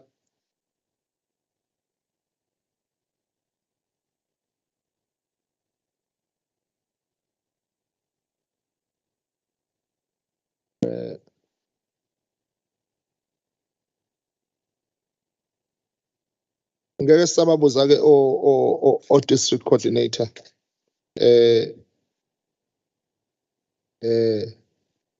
Tholakala Dingiswayo, are you okay? Are you covered?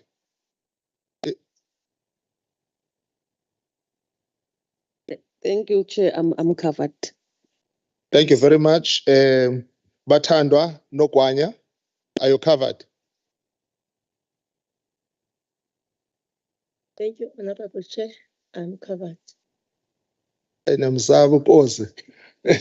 Na ngiyambona lethi inhla.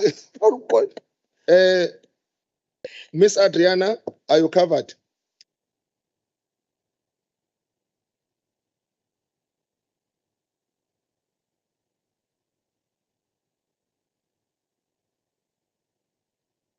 For giving the opportunity, and thank you for the response by the HOD. I just have to apologize really for not attending this meeting, but as HOD says, we are extensively involved with the AG reports at that time. And also, I would like just to make a clarity that the district manager for the TC43, Harigwala, Mr. Ayanda Zondo, was present at that time.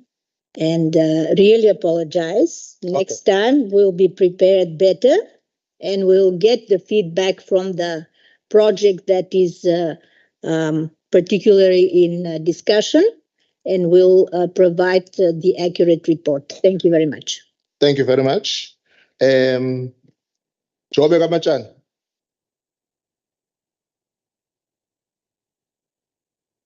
Thank you, Zwagele, and greeting once more to the honorable members.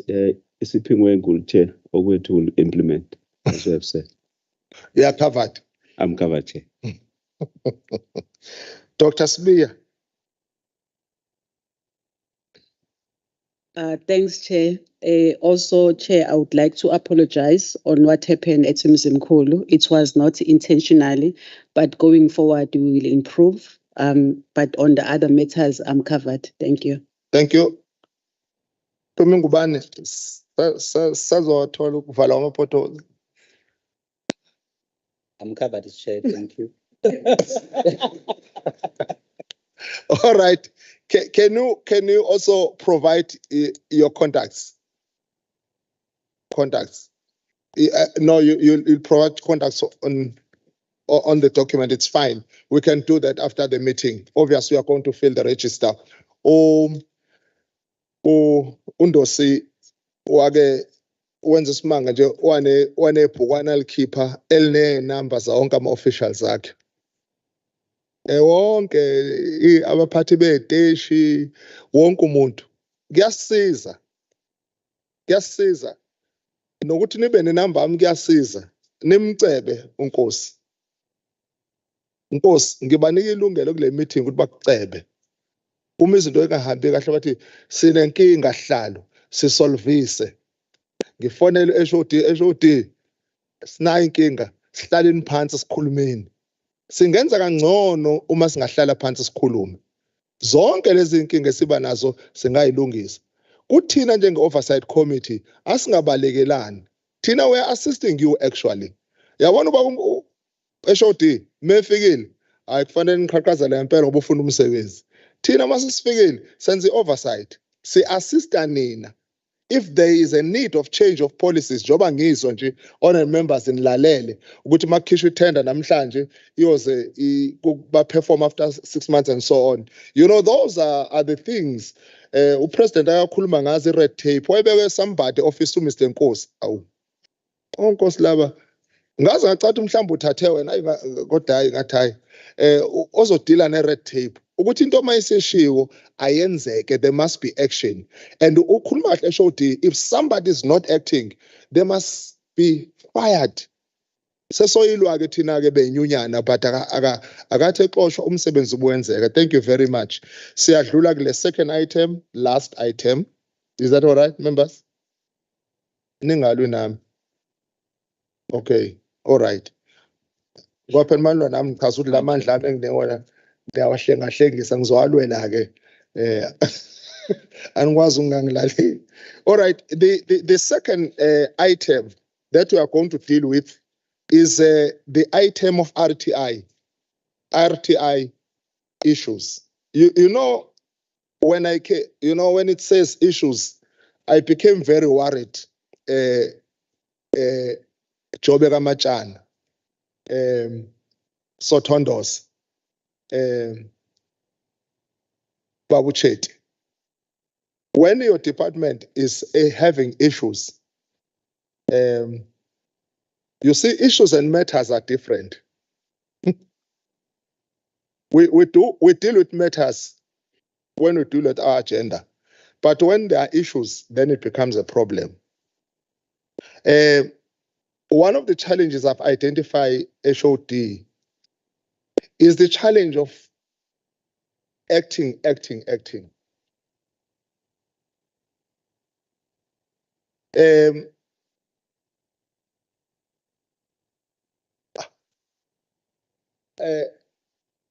Hlase, there is somebody who has been acting in this department for a very long time, sitting next to you, ongekho njengamanje, uMr Ngalani. Why has he been acting for so long? Why are we violating ngoba akekho la? Simhlukumezelana umuntu ukuthi how do we act a year and another year? And what becomes painful when you appoint somebody, you take somebody from somewhere who does not even have experience and leave a person who has been acting and doing the work for many years. Why do we do that? Akubona nokuhlukumeza abantu lokho. I mean, I was a teacher. I acted as a principal for 6 months and I was given that position because I proved myself. When the work is going on properly, why do we allow people to act? Just say it's one of the things that the department must look at, because those things makes you fail the audit. So look what's a you know, and then I phone now and again. We are act. Awu ndoda. Awuwazi nomsebenzi usu-acte kangaka. Use-Hollywood. And you see, the roads are very important. I almost get the let me make an example ngomsweni. You see, I believe that man was serving the Department of Transport in one way or the other, in a very serious way. When you wake up in the morning, you want to know clear no matter.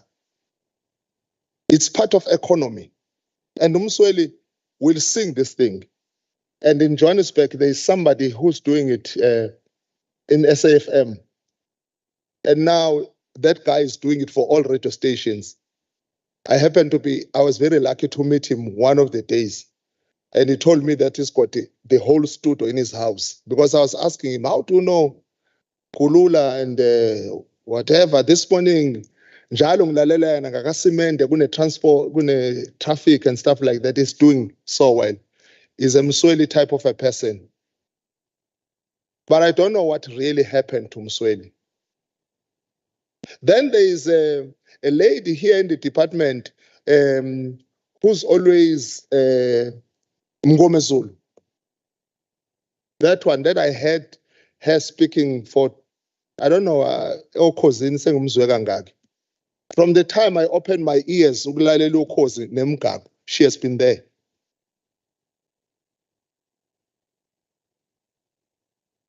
Now, when we come to transport, you come to a very important, you don't want to be arrested by a police who's not happy.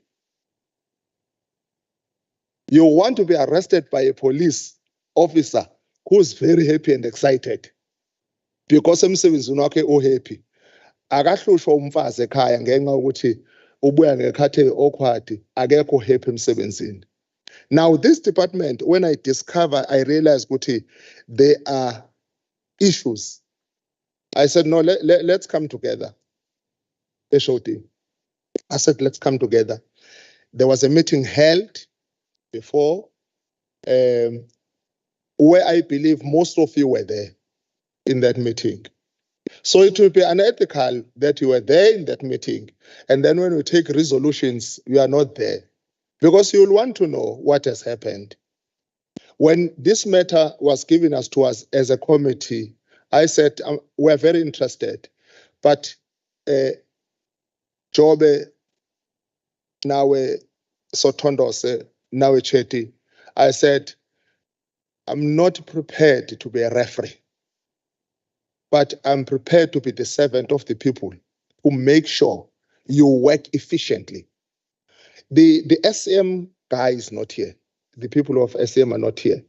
I think probably they are held somewhere. I would have loved them to be part of this meeting, HOD, so that there is one issue, honorable members. You find the officers on the road stopping the car with a cell phone light. And you ask them, ask Naoma Tosh, we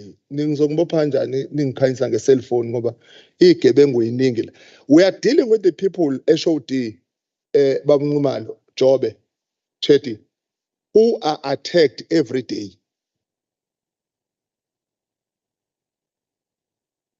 And when these people are attacked and they are bringing peace, stability on our roads, avoiding accidents that we report about, uMngomezulu reporta ngazo zonke insuku uyazisithola ngiyamthethisa ngithi kune traffic la sekugingqike imoto otshwala abantu bayitika uzofisa kangcono bukhona mawunomsebenzi ngesonto elilandelayo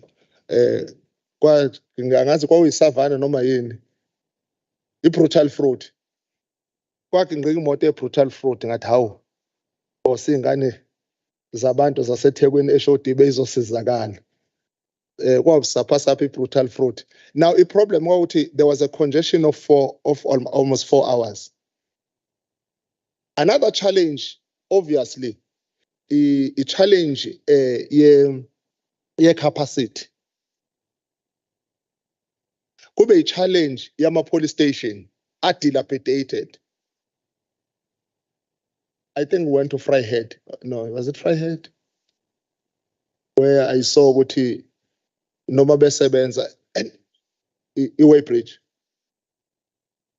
And what is important, Uti, you get to the station, this person is seriously working under these circumstances. The simple thing like uniform. I've come to this committee a couple of months ago. I know there are stations abangakabine uniform. If I'm lying, then they must say, Babu Dube are lying. We all have a uniform we've ordered. Why should we take ages to order a uniform? If we are saying, for example, we order a uniform because we need certain specification, I mean, in the whole of South Africa, we cannot get that person. Or are we really giving one person to do this job? Why?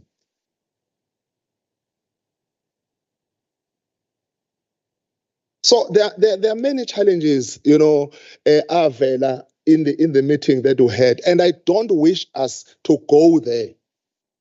Let me say this and allow UDDG, Chief Director, no Director, ngoba bazosinikeza a report. We expect respect, acknowledgement.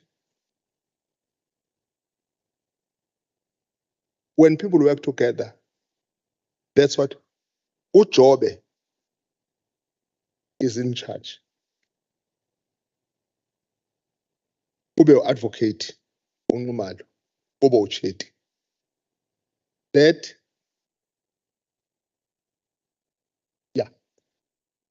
channel of accountability must be followed to the T. It must be followed. And when it starts there, when it goes to umuntu ophethe stage, it's going to work well. You see, in South Africa, we're one country that calls amaphoyisa Cape Town with scoper to account. Hayi ngeke ngibuke nje hawu. Yeah, kufanele account but account samaphoyisa. Usho amaphoyisa manje asenazo imfihlo zokuvikela izwe lethu. Ngoba yonke nje kufanele ibekwe dana nazi. We come to a point like that if amaphoyisa themselves will not do unfortunately what they are supposed to do. Wonke ama challenges enakhuluma ngawo. Yes, amanye HOD adinga silungise certain things, but amanye they become a little bit personal, and it breaks my heart.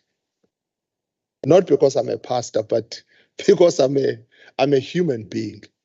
Because kuyo yonke into esiyenzayo, let us not forget the element ukuthi sabantu. And let us not make each other's work to be difficult. And let us not allow umuntu ophethe station azagcina sephume office ehlala emgaqweni engazi ukuthi uzosiza kanjani estation sakhe.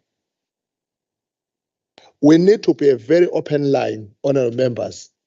Noma Honorable Mutli ekwenza kwesinye isikhathi ngimthethisa, I shout at him when he goes to certain stations, but I think and meeting some people and talk to, which is they are on his way. I accept that, and I agree with that. There is nothing wrong with you raising your challenges. Ama challenges now. Now. Ngiyathanda futhi ukuthi niwa raise. Angabi inkinga lokho ukuze sikwazi ukusebenza. And now I am saying, if they give that report, should there be issues that still need discussion? Because it is not right for us to sit a year ago. I was not chairing, but I resume so I take responsibility. If you talk about the matters in Richards Bay a year ago, you can't leave those matters for another year. It means that you start from that point to do an action plan of what we are going to do to sort out the matters. And one of the matters that I know is a matter of uniform. Yabona nje amathoshi yangibulala umoya. Ukuthi singaze kuhlula ukuthenga amathoshi amaphoyisa omgaqo. There is one policeman engazi ukuthi washona uZulu ngaseMandeni owashayiswa imoto. And you get worried. Not yena kuphela. eGauteng ngekuwest amaphoyisa omgaqo anenkinga ongaze uyibone. Ayadutshulwa. These days hijackwa, especially ladies. Now, how do we turn around this thing, on top of the challenges that you put? Yes, Chetty, I'm happy with the reports that you give. I'm happy with the roadblocks that we do. I'm very happy when we get to know who is on the road and begin to interact and work with each other. But what sort of the assistance that is needed is very important.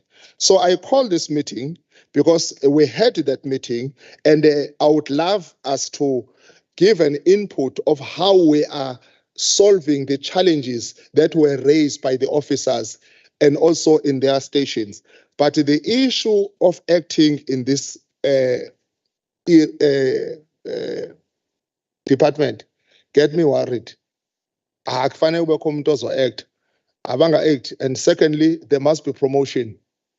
You can't get police access 20 years. Lise kwi-rank efanayo. Yeah, that thing must be evaluated. Policemen must be promoted. SOT.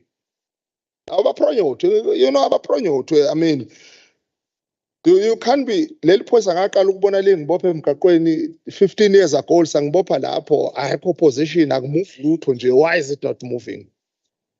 You need promotion. You need full transformation. Oh, abafuna upronyotha. Oh, okay. Ngiyaxolisa ngiyahoxisa. Ningapronyotha hlala leli.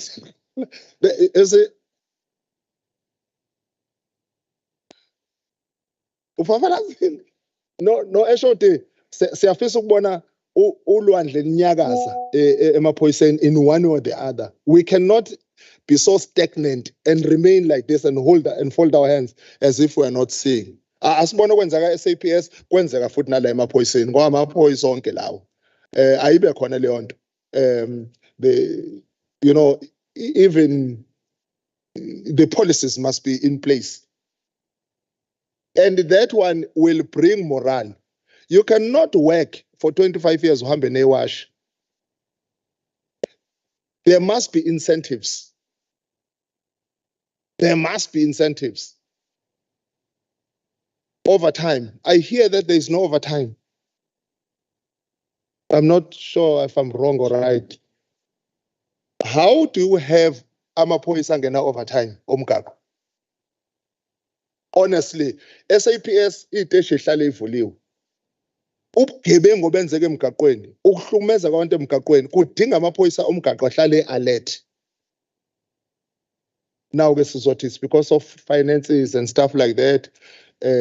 Why don't we sit and discuss this and see how we make sure the issues of finances are bamumalo asizakala amaphoyisa ahole ayisebenze overtime.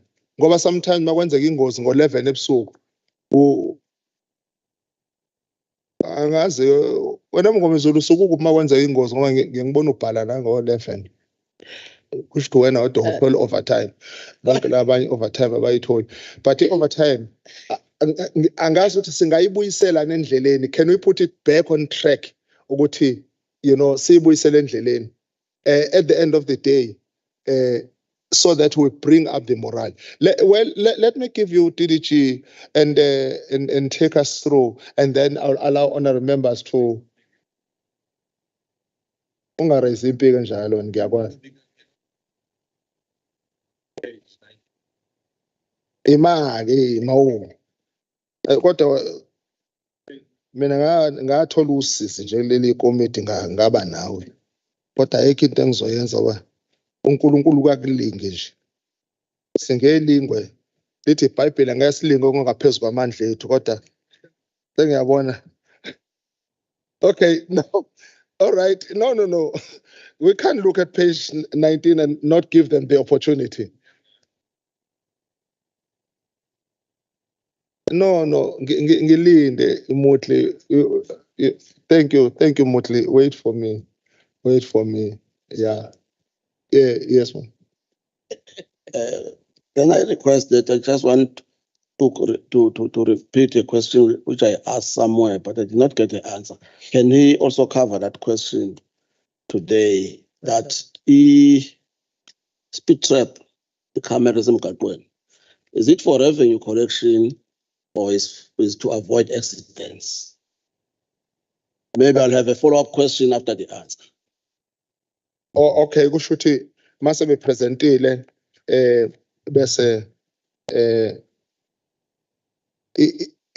I think a table of content, because we did give them a guidance. Is that what we have, Thabo, in terms of the guidance that we gave to RTI? There is RTI turnaround strategy to improve service delivery, plan to improve morale within RTI officers, RTI vacant position, finalization date, formation of grievance and mediation committee, compulsory training, establishment of capacitation, progress on the procurement, resources including infrastructure of the RTI stations, and then recommendations. Okay, thank you, Ashoti. No, thank you very much, Chair. In relation to 4.4 on RTI matters, I see as RTI matters, not issues. Just before we then start, I just wanted to cover just one particular one, Chair, that you've raised, so that one can then share with the Chair and also the Honourable House. The issue of ACTA, more especially Kagwanel. Just 1 second. The post was advertised. The post interviews were done. The post was funded. That was the chief director, and then there was also an incumbent that was recommended. That was also during MEC Mpemba's time. Subsequently, DPSA guided all departments that post of the chief directors in the provincial departments must be abolished.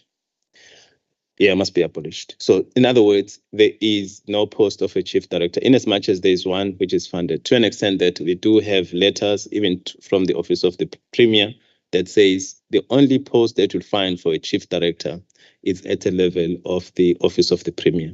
There is no post that we should be filling. But there are further engagements, Chair, because they are also of the opinion that in terms of our structure, the head of communication, more especially for such a big department, should be a chief director. But currently, as we speak, there's just no post for there's no post for a chief director. At least, okay, but you are working on it. Working on it. The other thing I wanted to ask, when Ngalane normally gives statements, because mang pendula le genge swing hlasel ngingithinte yena, but this thing as we khuluma ngayo, it works together with what uMzimkhulu does.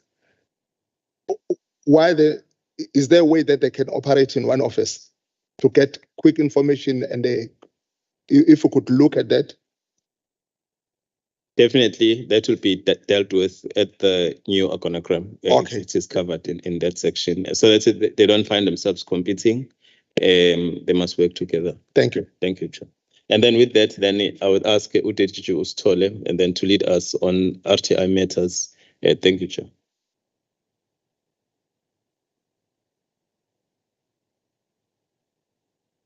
Thank you, Chairperson. Chairperson, first let me appreciate the opportunity that we have given to the unit here. And mention that we have the unit management at head office. We have the regional commanders for 4 regions. We also have station commanders. There are 4 who are not here. Station commander for Pakrine Station, station commander for Rosberg, station commander for Kokstad and Nongoma. They are not here because of different reasons. But I think about 80% of RTI management is here, Chairperson, and thank you for the opportunity. Chairperson, we've done one consolidated report which will cover from 4.41 to 4.46. I'll therefore hand over to Chief Director Umalo to take us through the presentation, Chairperson. I apologize. I would have liked to take the committee through. I'm not feeling well. Thank you, Chairperson.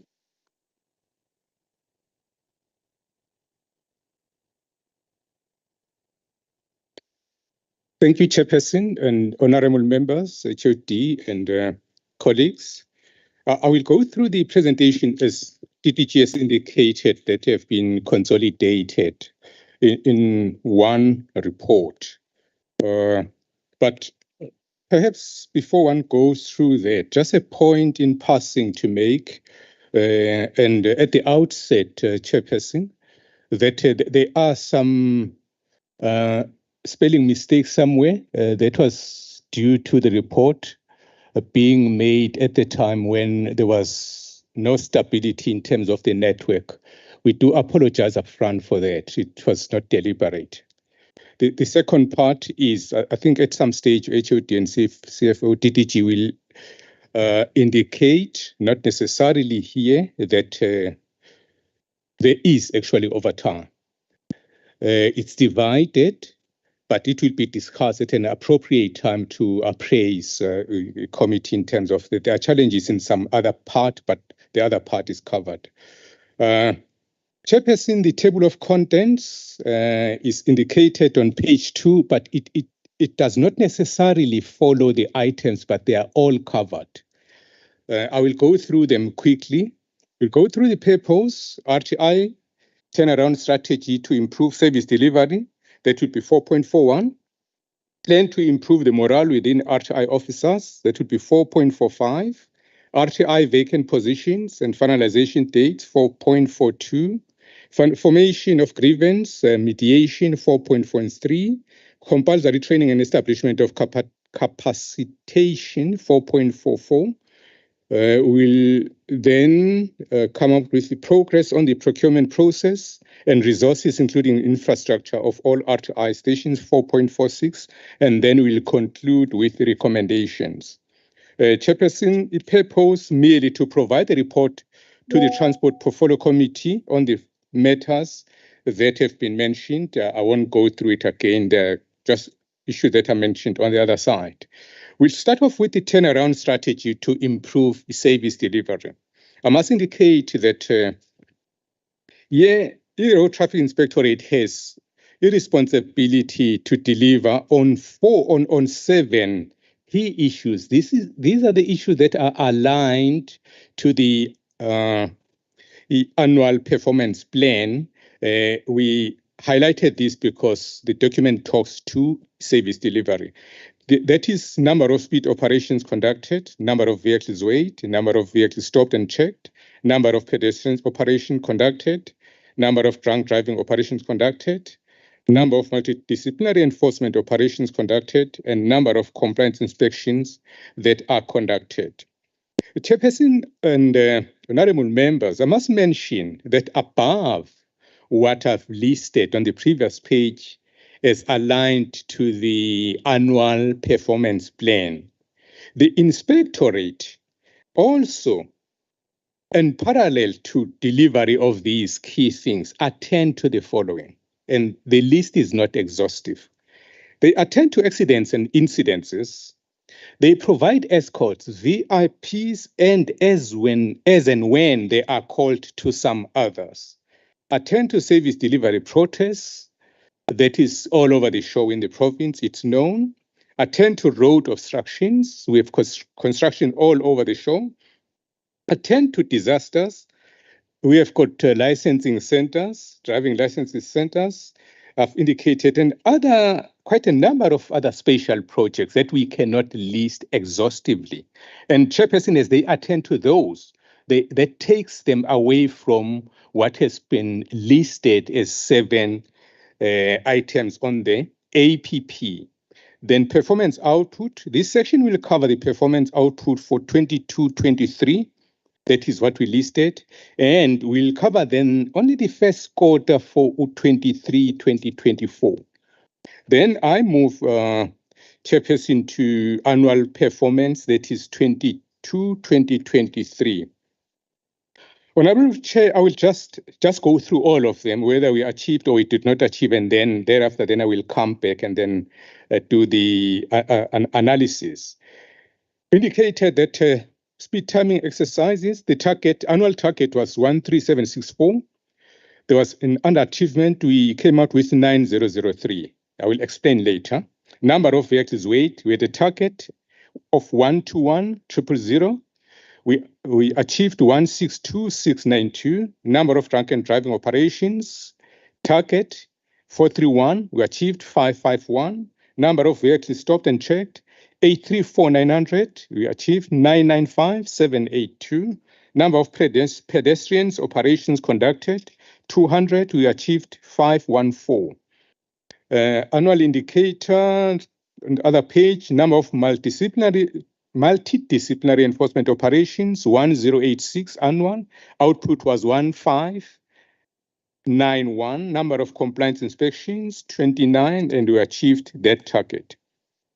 Chairperson, I want now to give reasons for underperformance that we highlighted in the previous year, which was, we are saying for the 22-23 financial year, only one target was not achieved. That was number of speed operations conducted. The reasons given, I think these are known to the committee as they've been discussed some stage, but for completion, we are indicating that performance during that period, there were no speed timing equipment machines that were in service. They had to go for calibration. We were lucky that process is a legal process that has to be done in terms of the Act.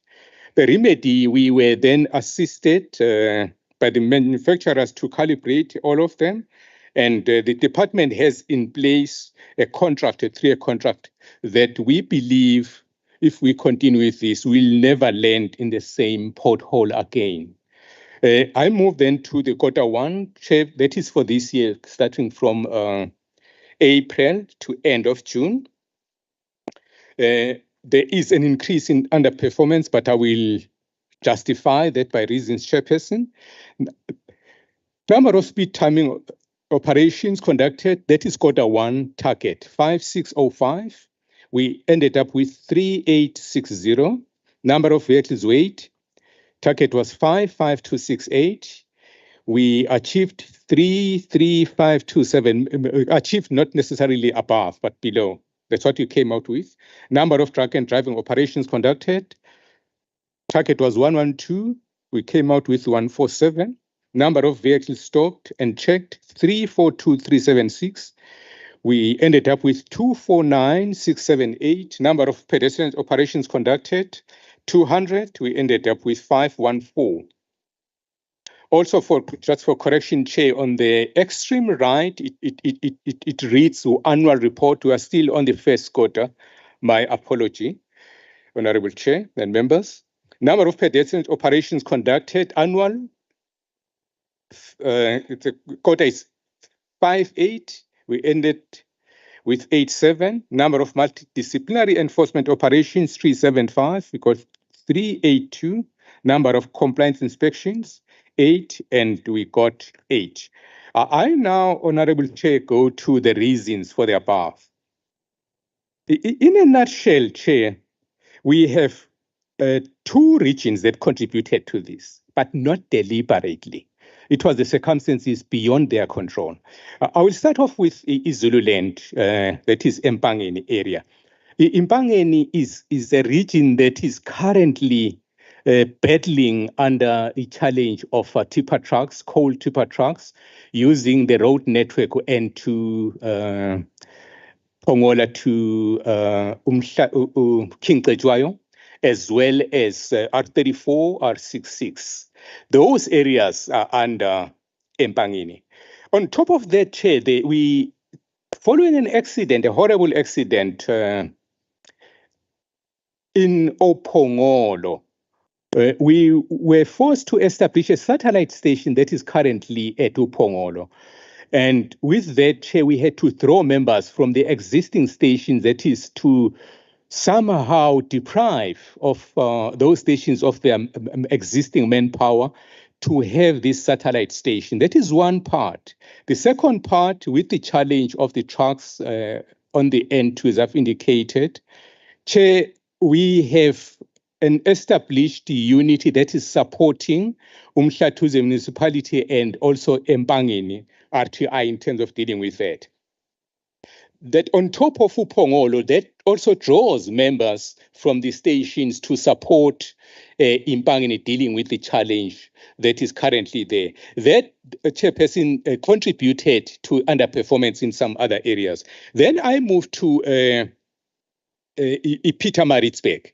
Again, Chairperson, here there's a challenge that is beyond their control, and we must commend them with the challenges at hand. We have a construction taking place currently in Maritzburg from Howick, if I can just extend it far back, and it's currently approaching Ideben. One is seeing taking place at Ipiklude, but the focus is around Maritzburg area. That construction is drawing a lot of manpower to an extent that in Maritzburg, that's why I said we need to commend them.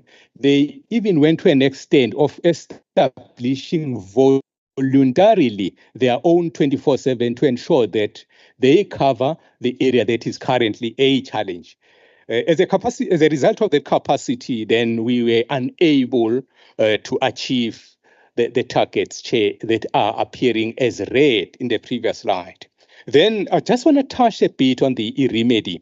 Chairperson, for Phongola side, we spoke to our colleagues at National Road Traffic Management Corporation. They assisted us with a team that supplements the members there, and we are currently also at advanced stage engaging RTMC to supplement as promised with close to 60 members that will be assigned to this province after they graduated, I think about 3,000. So we are getting more. We are looking at assisting the areas that are currently under challenge.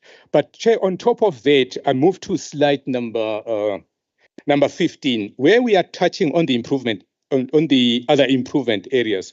We are currently busy with the recruitment of additional 100 trainees, but we need to indicate that we have been guided by HOD's office to say, let us beef up 100 to 200. So we are working towards that figure because of the challenges.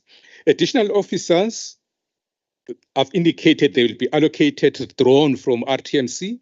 Secondments, which was a serious challenge, has been stopped. So we are ensuring that no secondments are taking place unless in accordance with its legislation, which says must be approved with the accounting officer after scrutiny indeed. Departments adopted a jurisdictional-based deployment patrol teams to ensure high visibility on provincial and national roads, which also benefit the quick attendance to accidents. What we are saying here, Chair, we want to stations must stick to their own areas to ensure visibility. If we adopt that stretch, each and every area is covered by own station will have no space where there are no officers. Do not have a situation where you drive from point A to point B without seeing any officers. That is the adoption that we have currently running with, just to improve visibility, because in South Africa, people only behave when they see officers in uniform. Then to improve morale, I'm moving slowly to other items.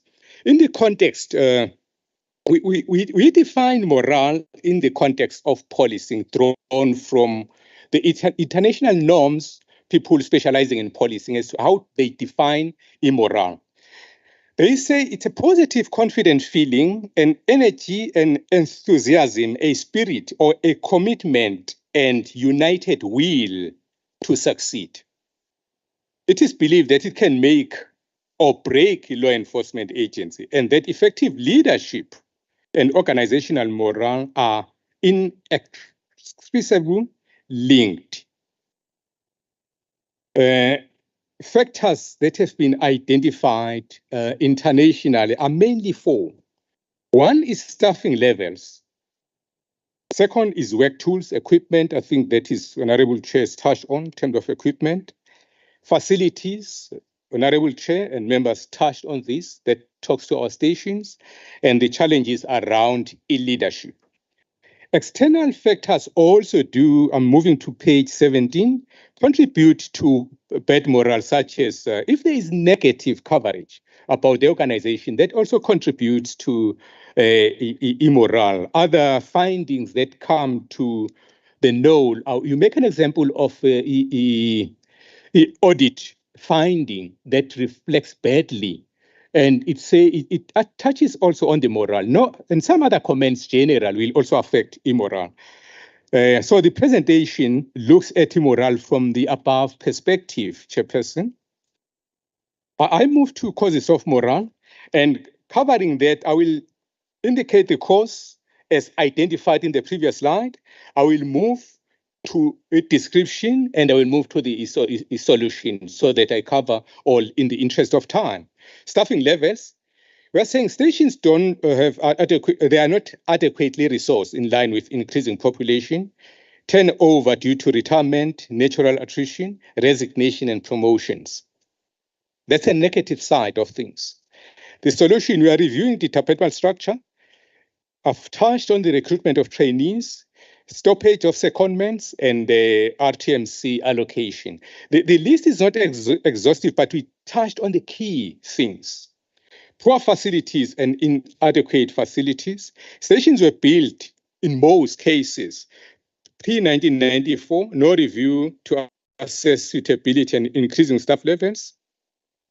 And some stations were built as temporal structures, but they continue to exist and forgotten in that case. No plan to convert them to a suitable brick and mortar.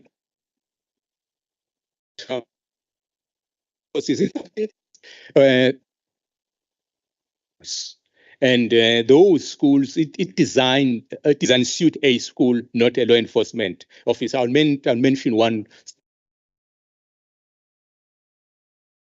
to existing stations. Then I move to solution in terms of the poor quality, poor facilities and inadequate facilities. The department has embarked on a process of assessing the status of all RTI facilities and infrastructure through Department of Public Works. There is a continuous update and a regular update on all facilities that have been identified, and we're recognizing also other comments and reports that were given. I can mention also that there have been a visit to some other stations, even by this honorable committee. We're noting all that, and we are attending to all those. We move to supply of equipment and uniform. Description length, the length period that it took to supply tools of trade, such as torches. Honorable Chairperson has covered these items, stationery and personal office devices, lengthy time to supply these items. Solution to supply chain unit has fast-tracked the procurement of all outstanding items. Officers has been provided PODs and have been trained. And there are some other items that other stations have already procured. And there is a move in the right direction in terms of that. Unresolved grievances contributing to morale, low morale. Excuse me, there are grievances from officers, some station commanders, some regional commanders and head office management. An independent investigation was conducted and the report submitted to the department. Their volumes were informed of work that's still to be done. So at a later stage, the top management will be addressing that. But it is in place. Divided management and leadership.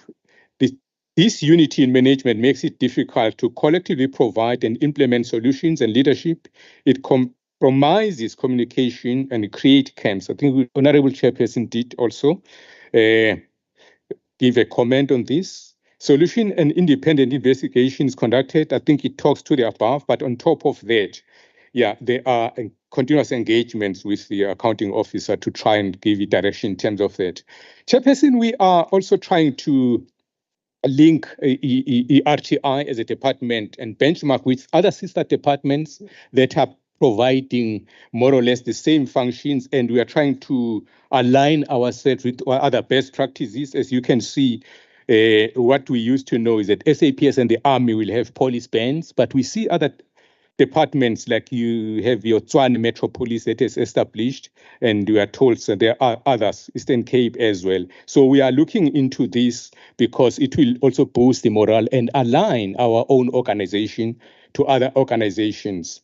Moving to the next page, I think over a period of two years now, we have participated to one of the fund run programs run by Commissioner of Police in Durban. It's an annual event. So we allow through authority HOD to participate.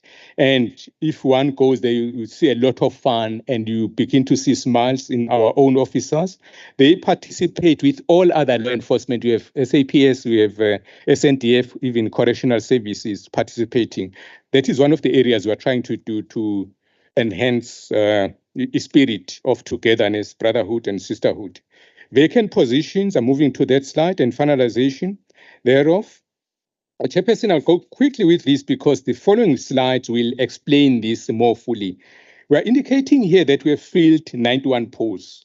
If we say 91 or we have filled posts, we are referring to the previous reports that were indicating a number of vacancies. So we are saying to date we have filled 91 posts, advertised and shorting applications received. That is just so that there is no confusion. It was just a messenger. We just highlighted that, a messenger driver. Advertisement, application submitted to selection committee to conduct shortlisting and interviews that is aligned to Operation Bow 352. Advertise and shortlisting and interviews conducted. Submit awaiting results of personal suitability checks. There are about 22 of that. Approval for appointment and of recommended candidates. Appointment approved and waiting acceptance of offer or assumption of duty. There are about 11. Still to be advertised, 23. This totals up to 500, but the next slide will go into finer details in terms of this. RTI vacant position finalizations. Now we have filled 91 as we've indicated. We're giving a breakdown in terms of this that is aligned to not only uniform staff, but also support to the stations. Just going down quickly. CPIs 16, PPIs 33, SPIs 3, provincial inspectors 3, general admin clerks 2, admin officers senior 2, administrative officer 4, admin clerks 25, secretary 1, groundsman 1, driver messenger 1, and advertised. I think this is one that I've covered on the other side that is coming on white as opposed to that other blue for the driver messenger. To the next slide, Chairperson. I've indicated that 352 talks to the massive approach to filling of posts, applications submitted to selection committee to conduct shortlisting and interviews. That talks to 352. numbers. Perhaps just quickly going through training provincial inspectors. I've indicated we started with 200, but in view of the challenges, that number has been increased to 200. SPIs 58, PPIs 18, CPIs 9, controls 4, communication officer 10, admin clerks 19, admin officer 1, driver messenger 6, cleaner 12, tradesman 8, 8, groundsman 7. And 22 at the bottom says advertise and shortlisting and interviews conducted. That these are the categories. Waiting for the results, gone through screening. That is 17 SPIs, 17 PPIs, 2 chief provincial inspectors, 2 and admin clerk 1. Next page. Category submitted for approval for appointments now. The numbers are 11. That talks to SPIs 4, PPIs 2, chief provincial inspectors 2, admin clerks 3. Still to be advertised, re-advertised. Admin, there are 23 in total. These are categories: admin clerk 1, admin officer 11, assistant director 3, telecom operator 1, security officer 6, food services 8, 1. That totals to 500 in total. I then move, Honorable Chairperson, to the grievance formation and mediation committee. The department subscribes to DPSA policy in dealing with grievances, which applies across the public service. This policy makes provision for the grievance processes, which is then followed by outside bargaining council processes provided by Labour Relations Act. This is to say, if the internal grievance process has been exhausted, then the only other option is then going to the bargaining council that deals with the public service in general, GPSSBC. Grievance rules in the public service are gazetted in the Public Service Commission do not have a provision for a formation of a grievance committee. I think that's what we wanted to highlight here, that we just subscribe to the PSA policy, which cuts across, so there is no room for a committee, in as much as during the process of grievance, there is a mediation process, but that's a built-in mechanism within a grievance process. However, the department has standard operating procedure in May 2022, which is currently being followed throughout the department in order to deal with grievances in line with applicable grievance rules expeditiously. The Directorate Labour Relations of the Department of Transport has also embarked on building internal capacity on investigation and resolution of grievances. The strategy has in the past 2 to 3 months shown to be effective to several grievance investigations that are being finalized using trained officials dealing with grievances after undergoing that process led by Labour Relations. We are now dealing with compulsory training and established capacitation. Traffic Training College provides training on firearms, examiner of driving license, examiner for vehicles. I must indicate, in as much as the heading says compulsory training, other training needs are done for development, but they are not compulsory. The only one that is compulsory in terms of the legislation, if that is the Firearm Act, is firearm training, which must be done. Implementation of workplace development plan is provided by Human Resource Development. The department has also registered 270 traffic officers from various levels to attend the training course offered by the RTMC to attend to Road Safety Officers Diploma course in 2023-2024. I must indicate that